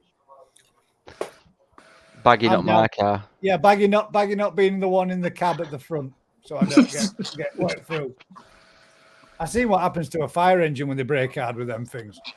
They turn over and drop down bankings and people die. But that's tons of water that's got places to go, isn't it? Well, no, they've got baffles inside them, but they still go with. Mate, the green goddesses haven't. No, they're all green goddesses. But not the fucking alcohol, no. Them things are goddamn dangerous. they should be in a museum. It's the only fire engine that's got wooden ladders. Work that fucker out. If you're a fireman that can't keep your ladder wet, then you're a shit fireman. Yeah, you're shit out of luck. But with squaddies, mate, fighting fires when the fire brigade go on strike. Set wheels like that and go nowhere. Yeah. The big wheel. You've got to do this kind of thing with it to get it to go. But it ain't go here, it's right. These are pretty good, actually. I'm taking it back. Have you ever seen spicy? No, but look at what they look like. Let's see the. Oh, they're like pillows. What the hell is that? Looks like like cauliflower. That's a deep fried cat, isn't it? They're like knickknacks, but 20p a packet. You've found orange. I have found orange. Oh. Is this like a Charlie and the Chocolate Factory thing? If you eat one of those crisps out of an orange bag, you start turning orange. You're going to start swelling up in a minute. When did I go orange? Green now. Yellow, there you go. Yeah. That is weird, brother. That was freak. Another one. Maybe it's the crisps. Yeah. Oh, there you go. Orange again. Green. What's going on? You got a backlight on? No. It's changing the white balance. Huh? Oh, put the packet of crisps back up to the lens again. Oh, I love being a genius. There you go, mate. It's your bag. Look at it. Watch. Crafty never just said that. How's it taking so long? In orange. That is fucking freaky, brother. We can all trick computers, can't we? Gaz can't. What? Gaz can't trick anything. Sorry, I couldn't tell what you were saying with your mouth full. I think this is specialised meal time. Daz has been doing. There's only Lee that's not had no. Daz has had jelly babies. Yeah, we had to play him a little song as well to keep him awake. Yeah, this is official keep me awake music. Are we all looking forward to football Saturday? Nope. I am.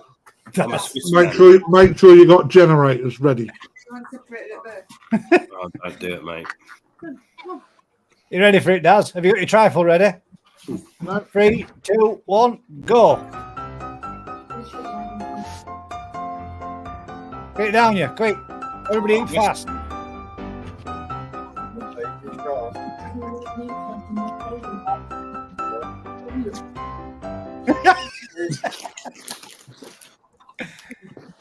Aaron, have you got a t-shirt on under that jacket? Me? No. No. Are you cold? Just his hairy chest.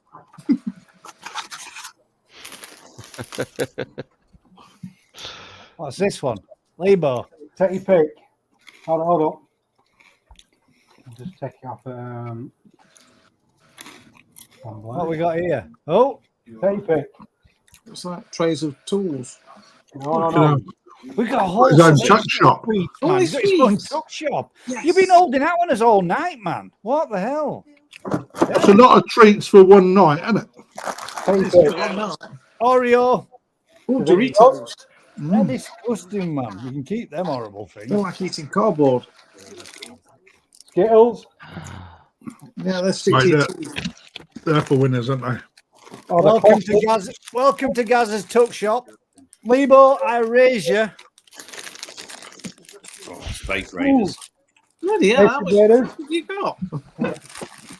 Top drawer, we got the old chocolate going on. Or a Freddo. Other sweets are available. How can you not have any fillings in your diet? Told you, man. Do you want to know how I've got no fillings, Daz? They're not real. I've got no. I've got no. Negative. I'm all knocked out. I've I've got no fillings because. Yeah. I heard what your last said. Because he's got no real teeth, he takes them out every night. Yeah, that's it. Oh no, I've got no packets. I got 2 packets of them. Proper original gums. No fucker likes a greedy bastard, mate. No fucker likes something over there. So, Hey, where's my foam bananas gone? I got a 2 kilo bag of foam bananas. Bloody kids have nicked them. yeah, 2 kilos, what? Yeah. 2. Them 5 bananas are the nuts. Yeah. I got them off Amazon. The big ones as well. They're really nice. I'm gonna find Like size of real bananas. This has gone a bit weird, isn't it? We are literally at the 3 hour. Yeah, we're still live. We're at the 3 hours, 42 minutes and 57, 58, 59 seconds. We're just filling for the important shit that's We're coming just later. filling. This is a bit where Rick's now going to say, "Are we still live?" But we are still live. Are we live? Oh, look at them. Bag of bananas. He weren't joking. Well, it's got 2 kilos worth of foam bananas. I am devastated at that. Yeah, did you not have a bag of them once and eat that many? You felt sick. I could have had some of those. That's what it has. Have you got chips with it, Kelton? No. Shrimp. Have you got the little foam shrimps as well? No, I haven't got the shrimps. I only like the bananas. I like the bananas. Oh, no, the shrimps are banging. Milkshakes look gorgeous. Every time what I've got. Who likes bananas? No. Tony says, "All my tea for my own. I paid a lot for them." Enough, isn't it? When I was a kid, I had my teeth called, it's what was called fish capped, and they put a clear coating on them when I was a kid. And I've never had a filling since. So. Bananas and shrimp. Oh, look, bananas and shrimps. God damn it. Oh, look at it. Are they small though? Are they? They're ice lollies, man. Are they about the? Is that ice lollies? The little ones are hard. The big ones are better. I can't be seen sucking a lolly. Where do you get them from, Daz? There's some weirdos online, Carl. If they see me sucking a lolly. You went a bloody long way for those, didn't you? That's not a gift that you want. We all sugar you Give eat. some of you a love. A bus end. How does he do it? He never stops. Who? He Never does. stops. That's He's a it. growing lad. He's still got a lot of growing. Growing lad. He's still growing. 4'8". He's growing lad. Need me sugar. Fucking giant dwarf at the minute. Just got to squeeze an inch in. He was on the Alco Pops at the weekend, wasn't you? He was on everything. I've heard about your shenanigans, Daz. Oh, yeah. Yeah. It's all true. Daz doesn't diabetic. His wife is. All lies. Daz eats all the sugar and Estelle's diabetic because of it. I'm taking it for her, you see. That's it, yeah. I've heard. Don't go Everybody there. eating spogs, man. Right, guys. Anyway, No, guys. No. good night. I'm going to say thank you very much, everybody, for joining us this evening. Usual thing, guys. If you're enjoying this, what is complete and utter madness, join us again next week for another selection of sweets, drinks, fish, koi, shenanigans, and everything else that goes with it. That usual thing. Do us a huge favor. Like, share, subscribe, tell a friend. Until next time, guys, keep smiling, and we will catch you in the next one. Does anybody want to? In fact, I think we'll have a night off from the koi appreciation, and we shall do something different. Leave it with me, and I shall be back.